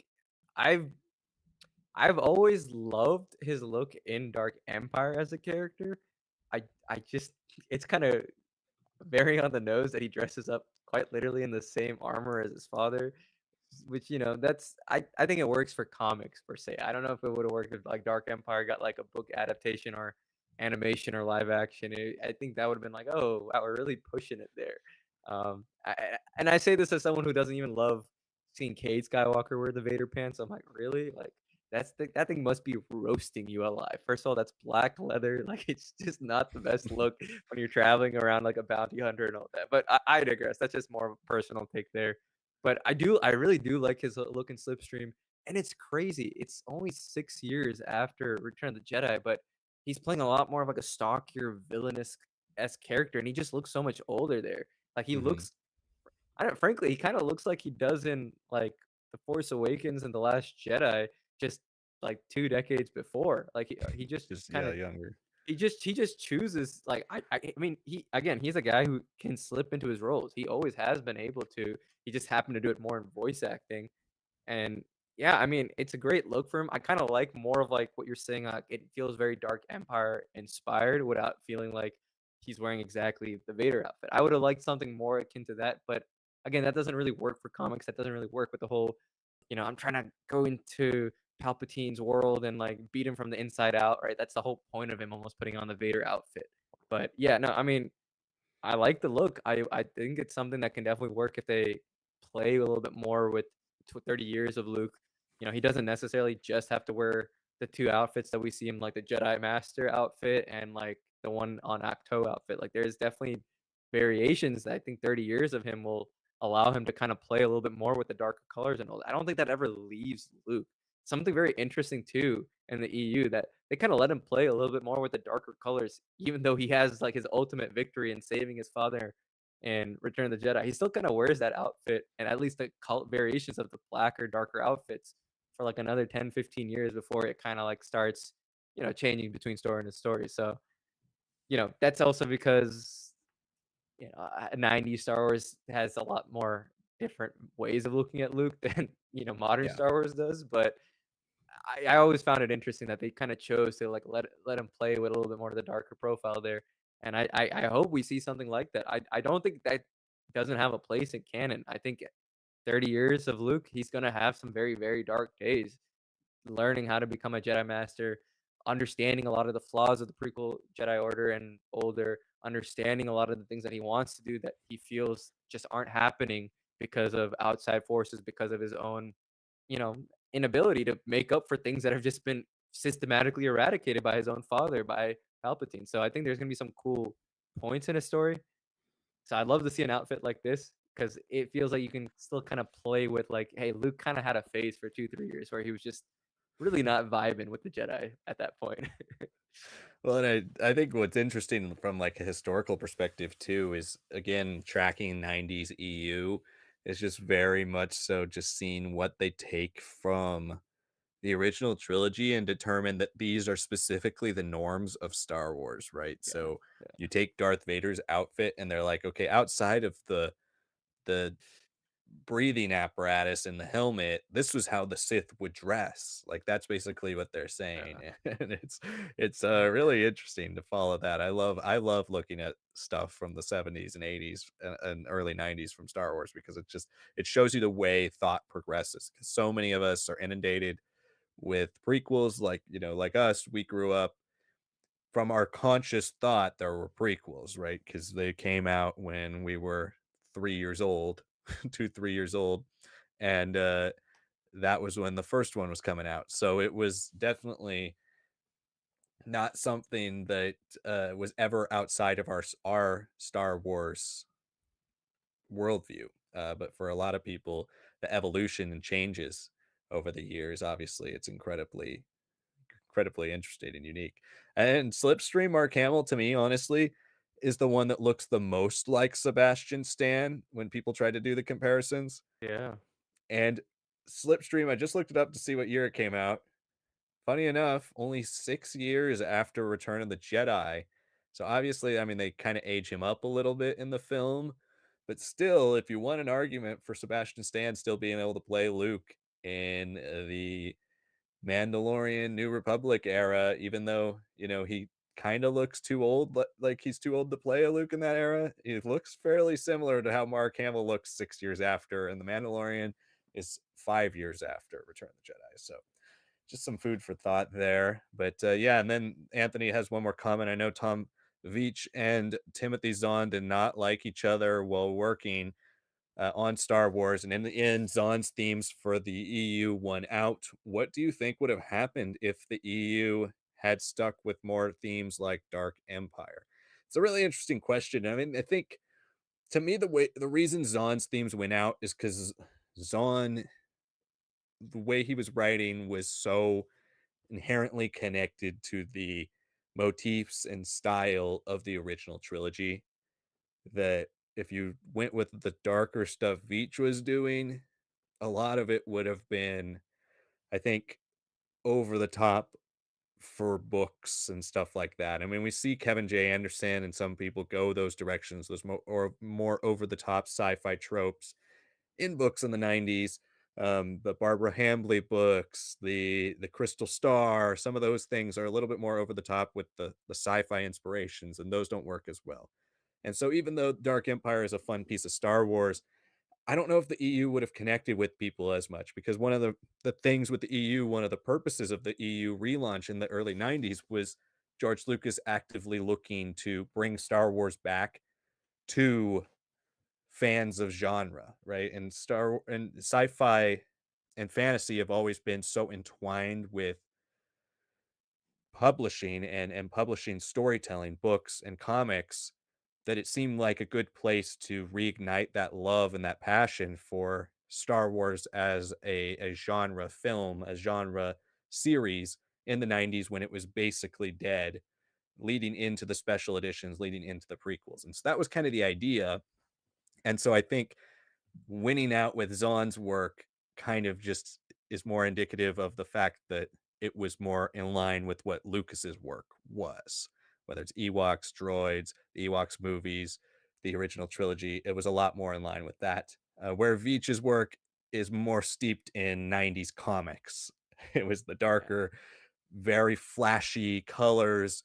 The penciling was very stylish.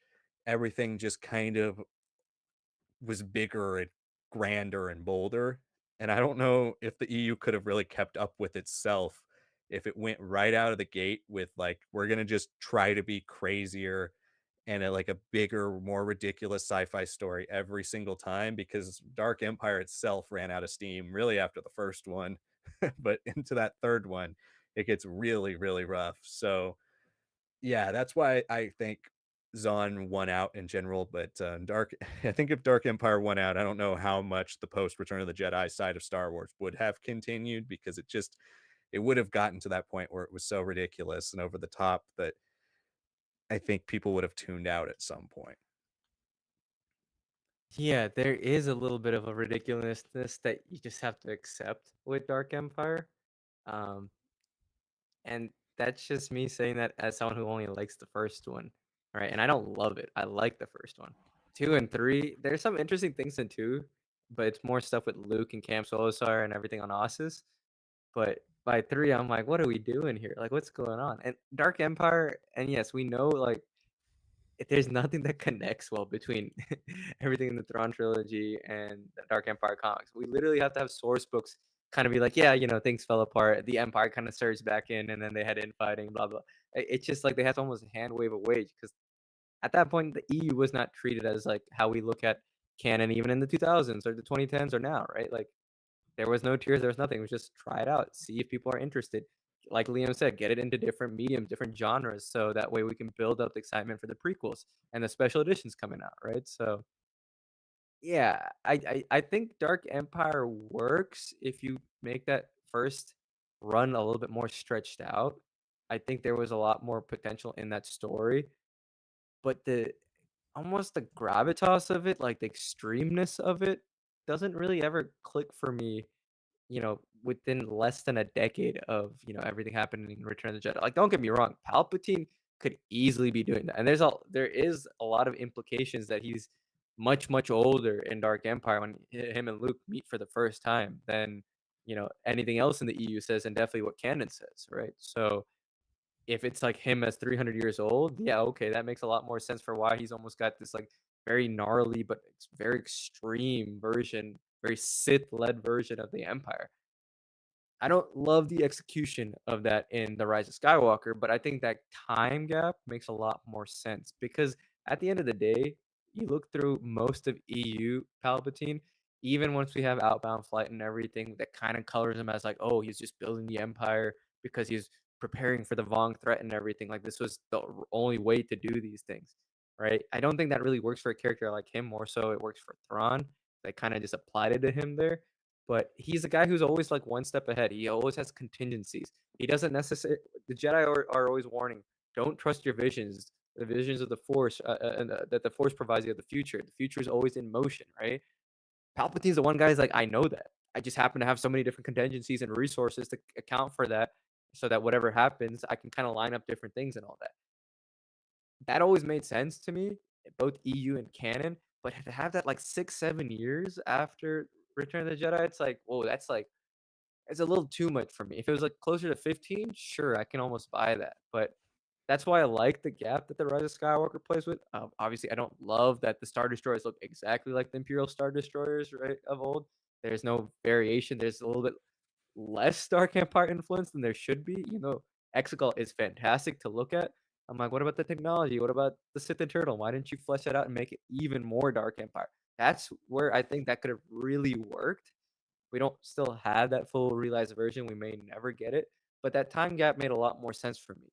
This only being a year later, and then you have some stuff like the galaxy gun and everything just like rapidly lined up. It's like, well, bro, if you had all of this, like you should have been pulling this all the stops out after the first Death Star, not even after the second Death Star when you're dead. Like if you're already planning for all these things happening and you can see all these things cascading and getting worse and worse for you, and you've got all these contingency plans, why not use it? Not just, oh, it's a sudden wave after like everyone was happy a year after defeating Thrawn. Like, really? Like that's what never those two things just don't make sense. It's the timing of it and the fact that he has this much resources at his disposal that is way more than he ever shows in in the original trilogy for the Empire. Yeah, that never clicked to me. So I don't think it would have lasted very long, the EU, if it was everything was Dark Empire themed. It leans a little too fantastical. Star Wars always kind of rides the line where ordinary people always have a fighting chance. If not, they can actually make a big influence on the galaxy. Once you start having all these like crazy Sith followers and all this insane technology and all that, and all these infinite clones and all that, it's like, well, how are you gonna survive all of this? And especially with Luke's turn, I was never really a fan of that either. Like, it just doesn't ever make sense for me that he would try to follow in his father's footsteps and have the ego and the pride that like it will be different this time. The dark side is a cancer. It always is. It always has been. It may not have been directly described that way from the start, but it that's always how the effects have been. So a lot of that stuff just never really clicked for me, and I don't think it clicked for a lot of people past the first Dark Empire. Dark Empire 2 came pretty quickly after, but 3 took a long time to come out, and it was kind of half finished by Veitch and by another author too. So even Veitch seemed to have kind of like been like, yeah, I've exhausted whatever interest I have in this, especially with the fact that like Lightsider never came out as a book and all that, and his vision of Star Wars kind of got shelved basically after the first run. Thanks for that question. That was a fun one to discuss. Critical Thinker says favorite arc of Snyder's Batman besides Court of Owls. I'd say Death of the Family. Yeah, Death of the Family to me easily. Um, Zero Year would be right after that. I'm trying to think what the other arcs are. I'm not a huge fan of the Commissioner Gordon stuff. It was all right. Kind of ended on a whimper. What else is even in that? I feel like, yeah, I feel like it's just Zero Year would be after Death of the Family, but Death of the Family I think is by far the best. The epilogue, the end isn't it Endgame? It's been a long time since I've read it. Endgame, the final arc. That one was pretty good too, but I would say Death of the Family as well. Yeah. Critical Thinker also says if there was one thing you could change about new canon, what would it be? That's a really Oh, loaded question for yeah. sure. I mean, there's a lot of things I would change personally. Um, God, I have to think about that one longer. I'll say something, and so I can pass it over to Sonic at some point while he thinks while I talk, and then I'll think while he talks to come up with a better answer. I mean, off the bat, I know I say it a lot, but still, I really just wish they didn't kill Luke in Episode 8. Just what I wish they didn't kill Luke. That's still one that ever since I saw it the first time, still have been regretting it. I was a first I let it pass at first because I was waiting to see what they did in 9 with Luke and with Leia, and how they had that plan, right? Then now we know they didn't have a plan. And so that's just really frustrating because I think that could have changed the landscape of the sequel trilogy if you had Luke as a mainstay part of the whole trilogy. You could have had his, redemption arc in The Last Jedi. It makes The Last Jedi work better personally to me if he survives because now he's learned from his mistakes. He's learned to become the Luke Skywalker of old. It was through Rey that he is redeemed, similarly to how, Vader's redeemed through him, that kind of thing, even though he never turns to the dark side. But like it's kind of these cycles, right? And then you could have him helping Rey lead the next generation of Jedi. Obviously, it would change the title of the movie, The Last Jedi, because there has to be one Jedi for it to be the last Jedi. Yeah. But he uh he could have survived, and I think it would have made the last movie so much better.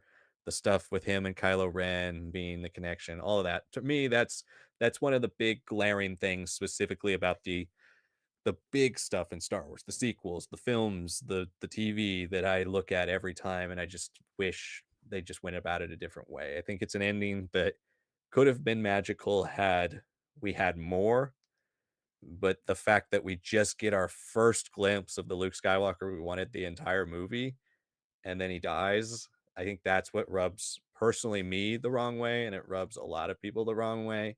And I think it makes that scene better if he lives. That's one thing I'll think of right off the bat.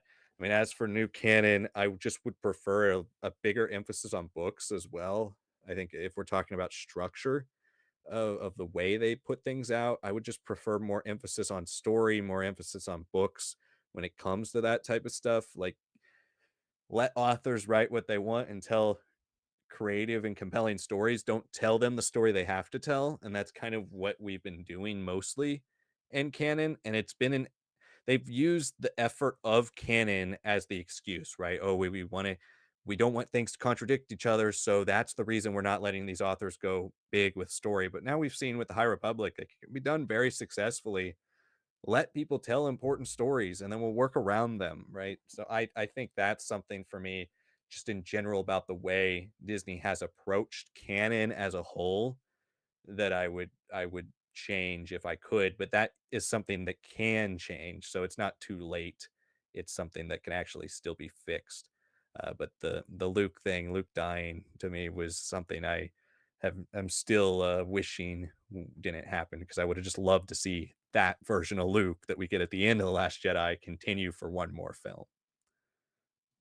Yeah, I mean, I don't necessarily disagree. I'm fine with the ending still, but I think they could have definitely used more Carrie Fisher footage from The Last Jedi instead of just JJ using Force Awakens stuff. I you can very clearly CGI all her like her face and hair and everything to work, right, with those lines. Just use some of that stuff too in The Last Jedi and consult with Ryan and find a way to like balance both of your versions of the character. Because I think she is the one character that actually has a lot of congruency between all three films. And why not and continue expanding her role? That has never sat right with me. There's something about JJ, especially in the last 10 years, that he's kinda just felt like, "Oh, I've really made it," when he really has just been a good director. He has never been anything incredible to me, and I still say this as someone who loves Super 8, but I just don't really get why he's became, like, so adamant about, like, oh, who he is and his level. I get once you're making a Star Wars film, you kinda made it in life, sure, but there were so many things up in air, and you're brought back after Trevor Ross' script is kinda, like, not getting off the ground right and all that, that you should work with the other guy that you originally consulted with and made some changes to your original ending for The Force Awakens, right? Like, why didn't you do that for 9? I don't get that. I really don't understand that, but yeah, I mean, I like 8 for what it does for Luke. I just hate how 9 doesn't have him haunting Kylo. You can still have that big important scene with Rey and make that his centerpiece, but you need to have him be the annoying, like, irritant to Kylo that makes him almost be pushed to the light side because of the things it evokes. Maybe, like, Luke can almost cause him to have, like, forced memories of, like, his childhood and flashbacks and stuff like that. You gotta almost and they kinda do it in Allegiance comics, but those are not very good at all. So it's like, why didn't you just do that here? Why didn't you do that with him as a Force ghost and actually be the bothering but, like, positive Luke that needs to be there? If Luke is finally steeped into his goodness again, is finally, like, not gonna be looking at life as a like life is a half glass full instead of life is a glass sorry, life is a glass half empty instead of half full, right? Why didn't you have him like continue to try to work on Kylo on Ben and remind him of who he was? Like all these different, especially after Exegol when he's a little bit more like, okay, I'm gonna get all this power if I get to Ray, but then once they find out more and more about each other, this is the perfect time for him to do that. So I will be frustrated as hell that JJ did not maximize using Luke for that stuff. Like, there's way more that you could have done with 9. keeping it basically the same as it is, and you still have Mark Hamill really get to play out his whole version of Luke that he still believes in, right? I don't know, Brandon Tran. I kind of want to connect your question to what we're seeing here with critical thinker, but like the whole idea of like Mark's interview that he wanted a dark Luke Skywalker in the sequels. He didn't want a dark Luke Skywalker in the sequels. He was like my head canon and how I played, and again, it's a magnificent performance. And Mark has been on record saying a bunch of contradictory things for decades now, but saying that like, oh, his wife died, because and then, oh no, his son basically did the equivalent of a kid finding their parents' loaded gun, shooting themselves instead of a gun, it's a lightsaber, and then his wife kills himself, Mara, whoever, because they can't deal with the grief, and then that's why he's turned dark.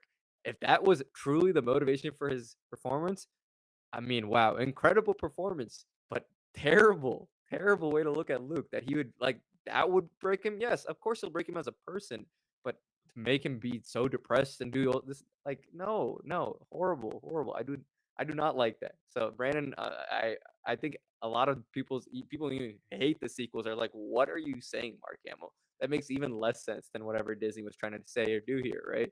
But yeah, to finally get to my point, I do think the one thing that Disney should have done differently is you already saw how successful they were when they started the Marvel Comics to relaunch, right? With all the original trilogy characters. There's some awesome stories that are told in the 2015 line and the 2020 line. It just doesn't make sense to me that they didn't do books. They didn't do stuff with Luke's Jedi Order. If you're gonna deal, especially after 8, you're like, oh my god, what happened? Like everything Luke is saying. Well, then he changes back to the version that we're more familiar with.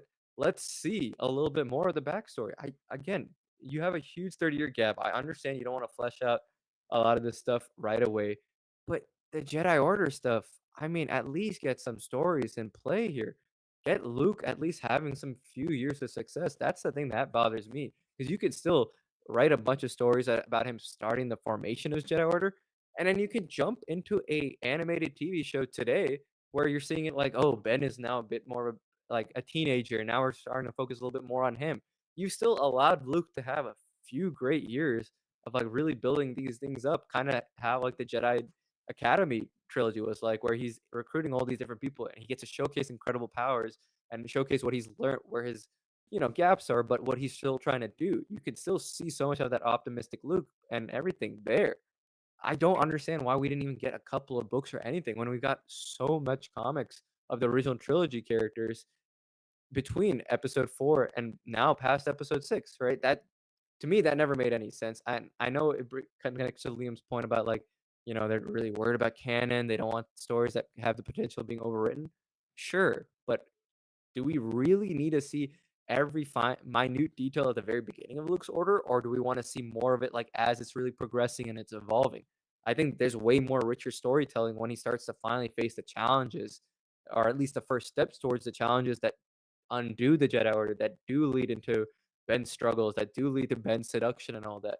You could have done all that stuff in a show while still saving so much great storytelling for what Luke achieved and what he succeeded and what he discovered and what he recovered. Like there's so much in the comics that even show him basically at the start of the very beginning of his new Jedi Order, like small scenes of like finding Jocasta Nu's cache of like all this incredible Jedi lore and weapons and equipment and everything. You could have done all that stuff in books. I still think they will do that because I mean there's so much to do with that Jedi Order. You can still get 20 incredible years out of it for sure. It's just that's my biggest issue. Like, if you don't love Luke's version in The Last Jedi, that's fine. It's been too long for me to try to defend it, right? I just happen to like it.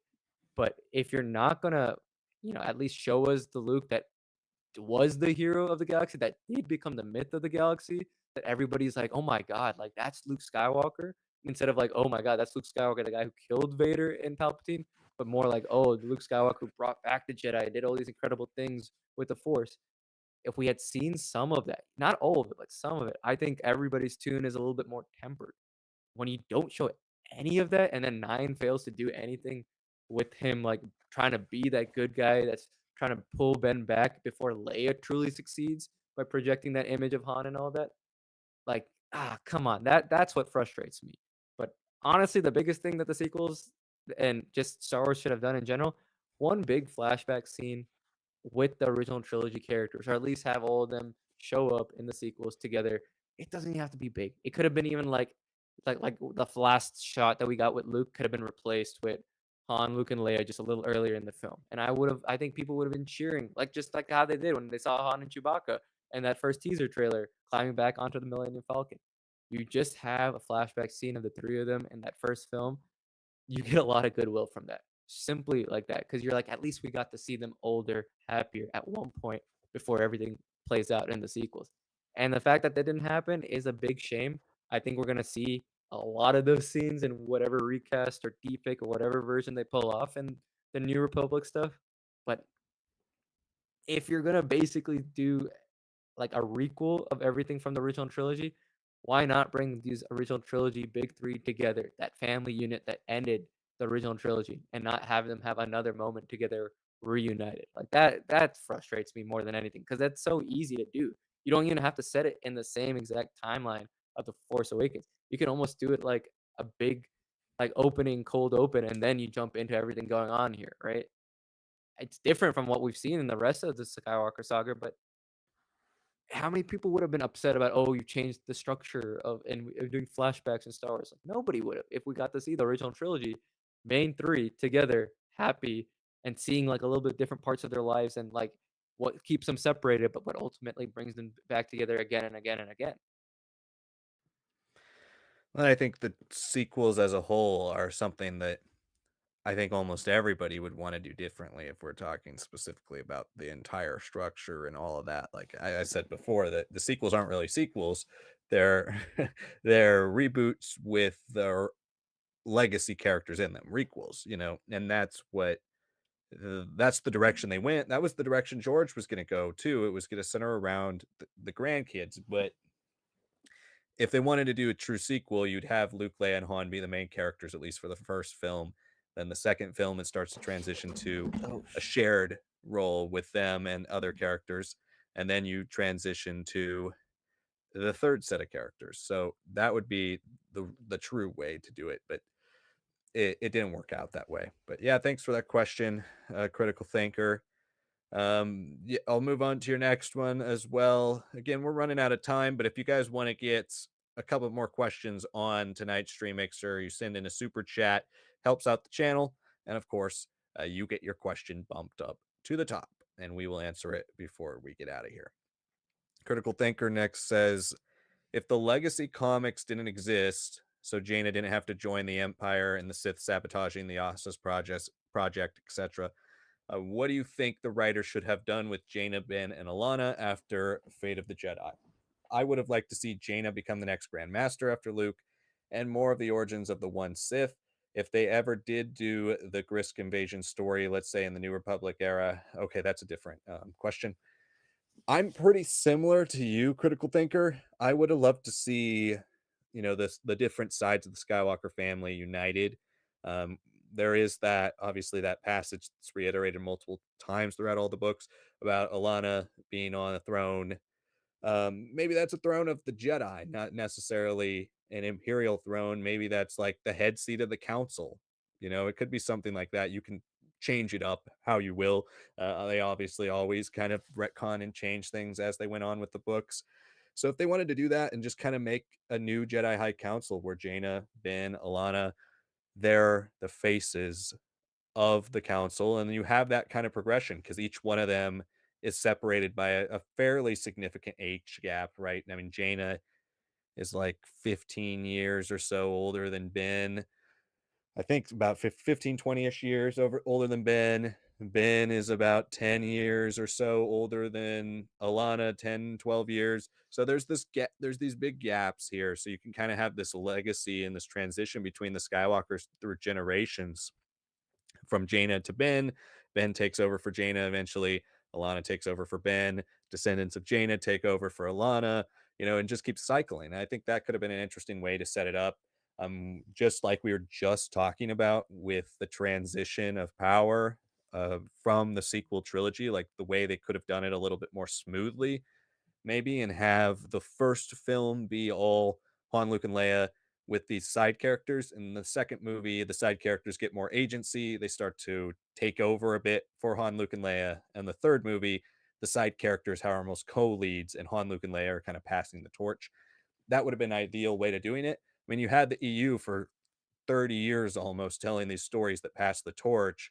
I think at some point soon here, you're going to have that passing of the torch, and then you're going to have to create new characters, and you're going to have to establish them on the backs of the Jaina solos who are at that point, even including Ben. Ben had only been a character for a few series of books where Jaina had been a character at that point for almost 30 years, 20 something years. So you'd have to build up Ben on the back of Jaina, continue to develop him and transform him, and then Alana as well. So I would have loved to see them be kind of this face of this new this this progressive Jedi Order as it continues to evolve and change, and what it would have looked like post Luke. Like if Luke just say retired, if he becomes Yoda, basically, where Yoda in a lot of stuff, both in canon and legends, he's always there, but he kind of prefers not to do things if he doesn't have to. He's like the guy everybody wants to talk to. They want to get advice, but he's not the one that decides, "Hey, I'm gonna go out and fight this battle first, and everybody else, you can follow me." And that's what Luke was doing at the time. If they can shift it back to, like, Luke is now 90 years old, and he's, like, the elder sitting there, they all want his seal of approval, but you start to actually progress into the Jaina era, I think that would have been ideal for me. So I would have just loved to see that continue into this kind of evolved, change, multi-descendant version of the Jedi Order. And similarly to how I've been talking about like Rey's version as well, just seeing how the Jedi Order evolves and changes in the aftermath of Order 66, in the aftermath of these, generations of Jedi being left out, right? You have, for all intents and purposes, in legends like 5,000, 6,000 year long period where there's always a Jedi Order, and so there's always somebody passing down the legacy. I think what's interesting about Luke's Jedi Order, and then now what they eventually will do with Rey's, is just seeing, okay, Luke built it up. Even though he had the advice from former Jedi, he never saw it in practice. So he had to do it based on what he felt was right, and he creates the new version of the Jedi Order out of what he feels is the best version of the old. He takes the best things about the old and he transforms it into something new. And I think it would be interesting to see how that Jedi Order would have evolved, having these other characters who never even knew, the legacy of Obi-Wan Kenobi and Yoda. Like they didn't know those people. So they have even less attachment to the origins of the Jedi Order, the original Jedi Order, than Luke does. How do they continue to evolve it and change it? So I think that would have been something I would have loved to see them focus on, is that continued transformation of the order itself. Yeah, I mean, we know at one point we're gonna get a sort of the Jedi trilogy that was in the works. So it's not like we wouldn't have seen some sort of retcon to her being just like the fell empress or the very first one. Um, Legacy also kind of implies that most of the fell descendants don't really have the best relationships with their significant other. They just kind of continue the lineage, and it's not necessarily terrible. It's just it really takes until Rowan Fell's daughter that she's like a big character, and obviously it's because we don't know what happens in between. But yeah, I mean, again, I've told you this before, Critical Thinker, but I am just not really a fan of a lot of the decisions made post New Jedi Order. I think it peaks there, and then once you start getting Troy Denning kind of taking over more and more with the storytelling, I've never really loved Legacy of the Force. I mean, I know you're saying later in the thread that like, oh, I like Jason's fall enough despite some of the flaws, and Lumia and like Luke beheading her and all that. I just I don't I don't because I personally remember reading Lumia tell Jason about Dark Vectivus, and it's just such a lie. It's such an obvious lie. She's pulling a Palpatine, and you're telling me the dude who's been traveling with all the Angti monks and seeing all these incredible different Force cultures, he's a weirdo, but he's a dude who truly believes in the Force and a little bit of the grayer areas is going to fall for something that obviously blatant. I never love that, especially with how much more matured the writing felt in New Jedi Order in comparison. And in that same way, seeing Jaina kind of be paired up with Jagged. Like, yeah, he's a cool guy. He has a cool scar and he's nice and sweet and they just have an attraction. Like, sure, fine. I would have rather had her with Zach instead, right? They kind of have like a scene in Darkness anyways, but it's like, why did that have to happen, right? Like, there really is no big reason for that to happen. It's mostly because Legacy had come out and you're like, "Oh crap, we have to make this lineage of these, regular dudes actually have some Forest blood in them that would, like, necessitate the Imperial Knights and almost the equivalent power that they can hold in a galaxy that is a little bit more fractured, that isn't under one unified government," right? I can understand that, but I just Jaina was the sword of the Jedi. She was supposed to be the tip of the blade, right? She is the person leading the charge. She's always been a little bit more darker about things, sure, but she still comes out of it still taking the hard decision. And having to kill her own brother and all that, like, yeah, that's incredible, especially seeing how he basically ran his own empire and all that. Having her become the head of the family, even if she had been retconned away as like, okay, she bears a child, but she doesn't actually stay with them. I don't I don't love that either because then, like, okay, like, there's always gonna be are you saying she's abandoning that child to Jagged and his lineage and his family to kinda deal with, and she's not gonna have an influence on the Imperial Knights, who definitely have a lot of very Jedi-based doctrine and all that? I don't know. It is a bit of an anti-answer, I'm not gonna lie, but I just I just don't like where they left Jaina at all. And it's because Legacy kind of implied somebody important with the Force had to be there, and to kind of shoehorn her there, I didn't love. Again, I'm also just not a fan of like the Jedi on the throne with Alana there. I think that's just one of those visions that might have been a beautiful thing for, Jason to experience and see as he's dying, but not necessarily something, again, that is necessarily true. Great bad things in the Force that you see in the visions can be manipulated. So why if the future is always in motion, why would that also be something that's locked in for the Jedi? I never loved that either, right? That's something that's been a principle established by Yoda in Episode 5, and then you're telling me as we got deeper in the EU, they started to be a little bit more hard locked on certain things. Not the biggest fan of that. I actually did like a lot of what they did with Ben though in Fate of the Jedi because he does finally get to become a character. I I like that he doesn't actually get with I'm blanking on her name. The Vistara, the star, yeah, Vistara Kai, Kai, the right? star. Like I like that like there is that almost forbidden attraction and lust for each other, but then they don't kind of get connected, right? I liked all of that stuff. I don't know what would happen next. Honestly, that's the thing. Fate of the Jedi does not really set him up to do anything significantly next. All right, it's a completely open slate compared to his more famous cousins and all that. So I can't really say I would know what's gonna happen there, but I could definitely see him be someone be connected to like the Ossus project or like at least starting to get the Vong and all that, kind of like undoing the mistakes of his cousin and Jason, trying to help out Jaina, but be a little bit more of the peacekeeper, more of like what Luke was like a little bit earlier on, as opposed to like more of a grower, as opposed to like militant in a sense. I could see him kind of fit that role, but, I think there's still limitations to that because he's finally stepping into being a bigger role, and then that role almost feels like a little bit more mature, like another decade out for him, so he's a tough one. He's someone that, like, I think would have been a big player in Sword of the Jedi and would have probably influenced a lot of her worldview and maybe her ultimate decisions there, but would he have been as much of an active player as he is in Fate of the Jedi and by the end of Legacy of the Force? I'm not sure. I think that becomes a disservice to the character because he's written with no real direction once Fate of the Jedi ends. And thanks for that question, Critical Thinker. And I would very much so like to answer your new Jedi Order question because it's something I've thought about a lot. But you might have to save that one for next time because we are running out of time. I do want to get to one more thing that we can answer, I think, pretty quickly here. So make sure you save that one for next week. Definitely want to answer that one. Jeffrey M, who says, "I appreciate you covering Star Wars books. It's been great to get full-length audiobooks with Essential Legends collections. Which other EU books would you like to have released as Essential Legends collections? And when do you guys think we'll get the new Jedi Order released as Essential Legends collection?" Well, thank you for that one.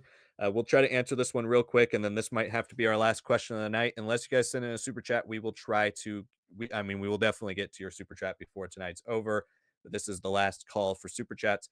As for the New Jedi Order as Essential Legends collection, that's one I think most of us want to see because we haven't gotten unabridged audiobooks of New Jedi Order outside of the CDs they released back in the day.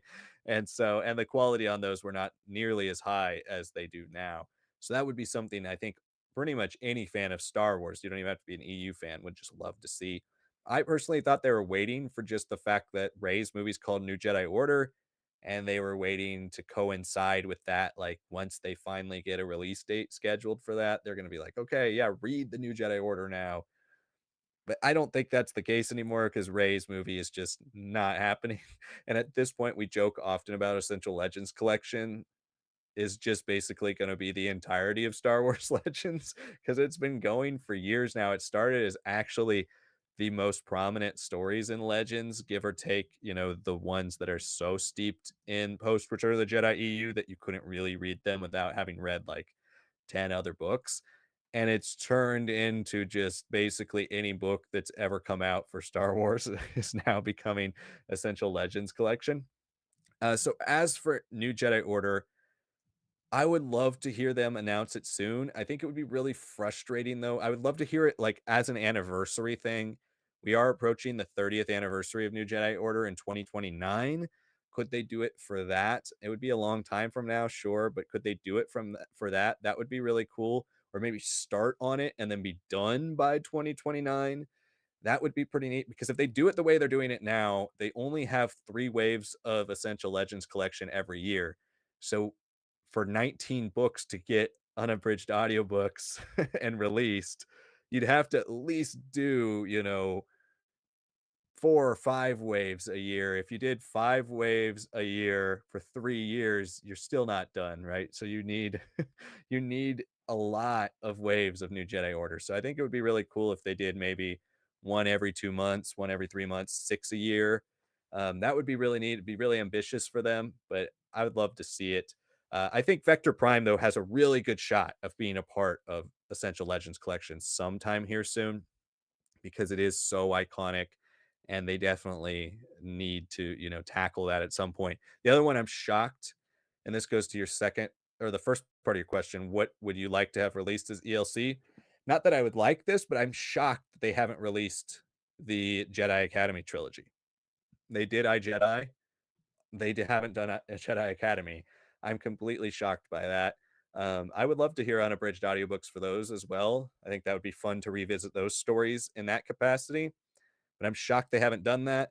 As for realistic possibilities, I do think that's a pretty realistic possibility that it's next. I think the most realistic possibilities for me are the last 2 X-Wing books they haven't released in Essential Legends collections. I don't know if they probably will do Mercy Killed, but that one already has an unabridged audiobook. But yeah, if they do Isard's Revenge and Starfighters of Adamar, I think those are highly likely. I'm really glad they're finally doing Allegiance and Choices of One. That's pretty exciting. But yeah, I mean, they're kind of running out of things. They're doing now, like at the end of the year, it's Choices of One, which is pretty exciting because that's never had an unabridged audiobook. And that actually feels like a fairly essential story. But then they're doing the Empire and Rebellion duology, which was supposed to be a trilogy. That doesn't feel like it's essential at all. There's so many things they've done that aren't essential whatsoever.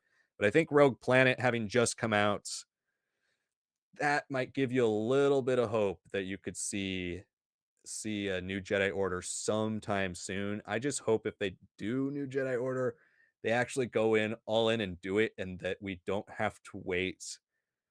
What would we have to wait? We'd have to wait 6 years the way they're doing it now. Over 6 years the way they're doing it now for them to finish it if they did one book a wave. So I don't think that's the best way to do it. So hopefully they if they do new Jedi Order, they fully commit. But yeah, I think the next ones that are super likely are Jedi Academy trilogy, the last 2 X-Wing books that they haven't done unabridged audiobooks for, probably all 3 the last 3 X-Wing books. And what was the other one I said? I'm blanking on it. I forgot. Vector Prime. I think those are pretty likely. Yeah, I think I would expect the X-Wing books just to come out a little earlier, just because just finish those off. They've been well received. But yeah, I think a good point here that Liam brings up, Jeffrey, is that like it doesn't really feel essential anymore. It just feels like Legends. We're just doing Yeah, it with new covers. It's also low key a way to like I believe reduce the royalties that will come with the original authors, especially since you're gonna do them as audiobooks and all that, which is a bit scummy, but yeah, that is kind of how a lot of big companies kind of deal their, their writers and all that. But yeah, I mean that's probably one of the biggest issues with New Jedi Order right now. Like, there's a lot of people involved in that. That's a huge, huge book initiative. I definitely want it to be done because, yeah, like Liam said, I want those audiobooks fully out there. I would think 3 a wave, maybe a little ambitious, but 2 a wave at least would be nice. And you can still fill it in with like some of these books like, Millennium Falcon and all that that, just are one-offs that you can kind of do in between in those waves. But if we're not doing essential, but we want to do something that's still really fun and really hard to get these days, why not do Coruscant Nights? That's a that's a whole good one. trilogy there that, like, people have always been like, "Wow, this is kinda underrated," but, like, it came out so late in the EU that nobody's ever really read them, and it's a good way to get The Last Jedi, not the movie, the book, come out too, and let people actually have more access to that because, like, you've seen on Liam's video, it's one of the hardest books to get out there as a collector, so kind of probably depresses the market a bit by making them, but I think getting people to actually get a chance to read a lot of late EU is more important than anything else. So, especially since it felt like we weren't necessarily on the verge of like a new renaissance, but they were starting to move away from a lot of like the baggage and the weight that was really affecting a lot of the late 2010s, late 2000s, early 2010s of the storytelling having stretched so far into the future and all that. And this was like a fun, nice thing that you're like, okay, yeah, it's a familiar time, but not in from this perspective, not necessarily with Coruscant fully explored at this point and all that. So yeah, I would say something like that I'd put out there, but it goes X-Wing books, New Jedi Order, then Jedi Academy, and then Coruscant Knights. But I would rather get Coruscant Knights before Jedi Academy at a personal level. I just think Jedi Academy just makes way more sense. Yeah, I'm just shocked they haven't done that one. Like that and Dark Saber. I mean, you don't even have to include the rest of the Callista stuff, but the Dark Saber is iconic. The Jedi Academy is iconic. Like just like New Jedi Order, it just feels like they're avoiding certain topics that have to do with Luke, just like they've constantly avoided Luke in canon publishing. So that's really odd. Also, just to throw in as well, they came back and they like stopped the unabridged audiobooks for a minute and then came back and released the ones for like 3 or 4 books that they didn't do originally when they released, like I, Jedi, Courtship of Princess Leia, Yoda Dark Rendezvous, all those, but they never did them for Republic Commando, which is really sad because those are great, and I would love to hear the audiobooks for that. Bring back Tamara Morrison or something and have him do it. Like, that would be awesome if they could do that, and they've done that before with Sam Witwer doing the Maul book. That would be so cool. So I would love it if they did that. We'll see if they do. The other one that they didn't do audiobook for is the Lando Calrissian and Han Solo adventures. They released those Yeah, and they didn't do audiobooks. So I'd love to see them just go back and do audiobooks for some of these as well, because that's kind of like the only thing new about these Essential Legends collection releases, other than the covers. And originally, they were supposed to be essential. Now they're no longer essential. When you're releasing Force Unleashed 2 and Razor's Edge and Honor Among Thieves, there's not too much essential about some of these stories we're getting. So I would love them to go back and just actually give us the audiobooks, because that was kind of the point of this for a little bit. We have Anthony Tiff, who snuck in a super chat right before we are ending the stream. So thank you so much for that, Anthony. We will answer your super chat right now. And then this will be the last question of the night. Does it contradict lore for Malgus to use Force Lightning despite having cybernetics while Vader could not? Thanks for that question. That's definitely one that's intriguing. I think one of the ways you can look at it as a way to massage the lore is maybe that Vader never learned how to do it prior to having cybernetics, and Malgus learned how to do it prior to having cybernetics via being part of the Sith Academy and growing up through on Korriban and the Sith, you know, Empire and all of that, right? Vader was a Jedi harnessing light side powers, comes to the dark side, never learns how to do it before getting his limbs chopped off by Obi-Wan. So maybe that could be a way to explain it away. Otherwise, it is slightly lore contradicting, at least for Vader. There have been plenty of other instances in which people use force lightning or different force powers that don't really make sense for Star Wars's main lore. I think that's one you can definitely tie in with the Darth Vader question. If you do want to go based on legends, though, technically, Anakin, you can use Force Lightning, right, in the Revenge of the Sith video game. So that's kind of technically part of the one of the tiers of canon. You could kind of throw it in there as Vader did learn how to use it at one point, but that negates my argument. So I'm going to ignore that and just say that it's because Vader never learned how to do it prior to losing all his limbs. Yeah, I mean, it. I would say there isn't a beautiful, clean explanation to it. You would hope that like a dude with that much force potential would be able to do it. Like, I'd love a scene like if his arm had come off, right, and then he is able to do force lightning out of like just the charred remains. That'd be insane and very brutal, but I think that would almost work for the character. Malgus is someone who's always kind of been doing cybernet like, he doesn't have it necessarily in that first cinematic where he's, still kind of young, right? He's not really dependent on it at that point, but I don't think it's, like, life support the way Vader's is, right? So, you know, it's not necessarily like his lungs are fully collapsed and like he's burnt up from the inside, all this and that. He has some damage, but it's really just Satele just throwing a bunch of trees at him. That's really the max of it, and like a couple other things, right? Like, so it wasn't too shocking to me that he could use Force Lightning. Also, you have to understand, like, the Sith warriors at that time were using cybernetics to enhance, like, not just their strength, but like, their connection to the Force, their anger, and everything else. So, I would think if anything, they're using top line stuff for them.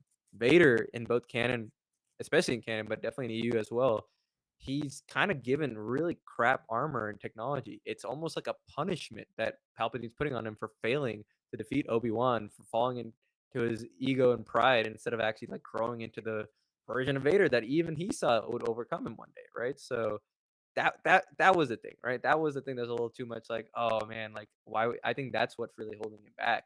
And we see in canon too, he almost kind of wants it to be like that. Like he almost treats like his biggest failure on Mustafar as an end all be all for him. He does all these other crazy things with the Force, but he's there to inflict slow, torturous pain. He's not someone there to like just burn someone to a crisp per se.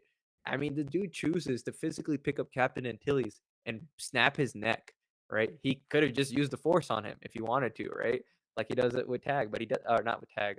The other officer talking to Mate, Tag at yeah. the, yeah, Mati, right? So it's not, I don't know if it's necessarily that he can't. I think it's more like a choice. Like, it's like a mental block in some ports, but also just like he's like, no, I don't deserve it almost, right? I don't think it's like like he's almost like a Zuko where like theoretically, I don't think Zuko can't not learn how to do it, but it's almost like part of him just doesn't allow him to do it. That's an interesting thought. I like the comparison there, for sure. I think also there's something to be said about Palpatine not wanting to give what is his secret weapon for all intents and purposes to an underling. I think that's there too. I mean, really, when you track back to the films, right, you see Palpatine use it. He's the only one that uses it in the original trilogy, and then the only one who uses it in the prequels besides Palpatine is Dooku. And it's kind of a way to show that Dooku is incredibly powerful, a very wise elder Sith Lord. He's not this person to be trifled with, and it's definitely used more so as a way, as a visual signifier to like, hey, you guys haven't seen this guy in action yet, and before he even pulls out his blade, he's using Force lightning, which the only person we've seen do that is Palpatine, right? So I think that's mainly the way George uses it in the films, and then obviously the lore has spun it off. But yeah, I like that. I like that idea. The little bit piece of him. He's not fully dark, so a little piece of him is pulling back on that. But yeah, thank you so much for the question, Anthony, and thank you guys for joining us tonight. This is a longer stream. We got to go through a lot of your guys' questions. Great discussions as always. So thank you so much for joining. As per usual, some of this stuff could get clipped out into a video. So make sure you join us next week if you'd like your question to become a video. Make sure you join us and ask your questions. Also, bring back any questions that weren't answered tonight. As you can see, it's difficult to get through everything, and super chats are the only things that are guaranteed on every stream unless you're a Patreon or YouTube member. So make sure you bring those questions back next week for the discussion. If there's no real news, we probably will have a longer discussion, a stream like this one. So make sure you bring that back. Stay tuned on the channel for more content just like this, 2 videos a week. We also have shorts 3 times a week and polls twice a day, every single day. So make sure you check all of that stuff out. Keep an eye out on the channel too. We will be scheduling. I know we got a question from Critical Thinker too about the next Legends book club. I was going to do one for Shadows of the Empire, but didn't seem like there was much interest. If there's interest there, let us know in the chat or in the comments because I can do one for Shadows of the Empire.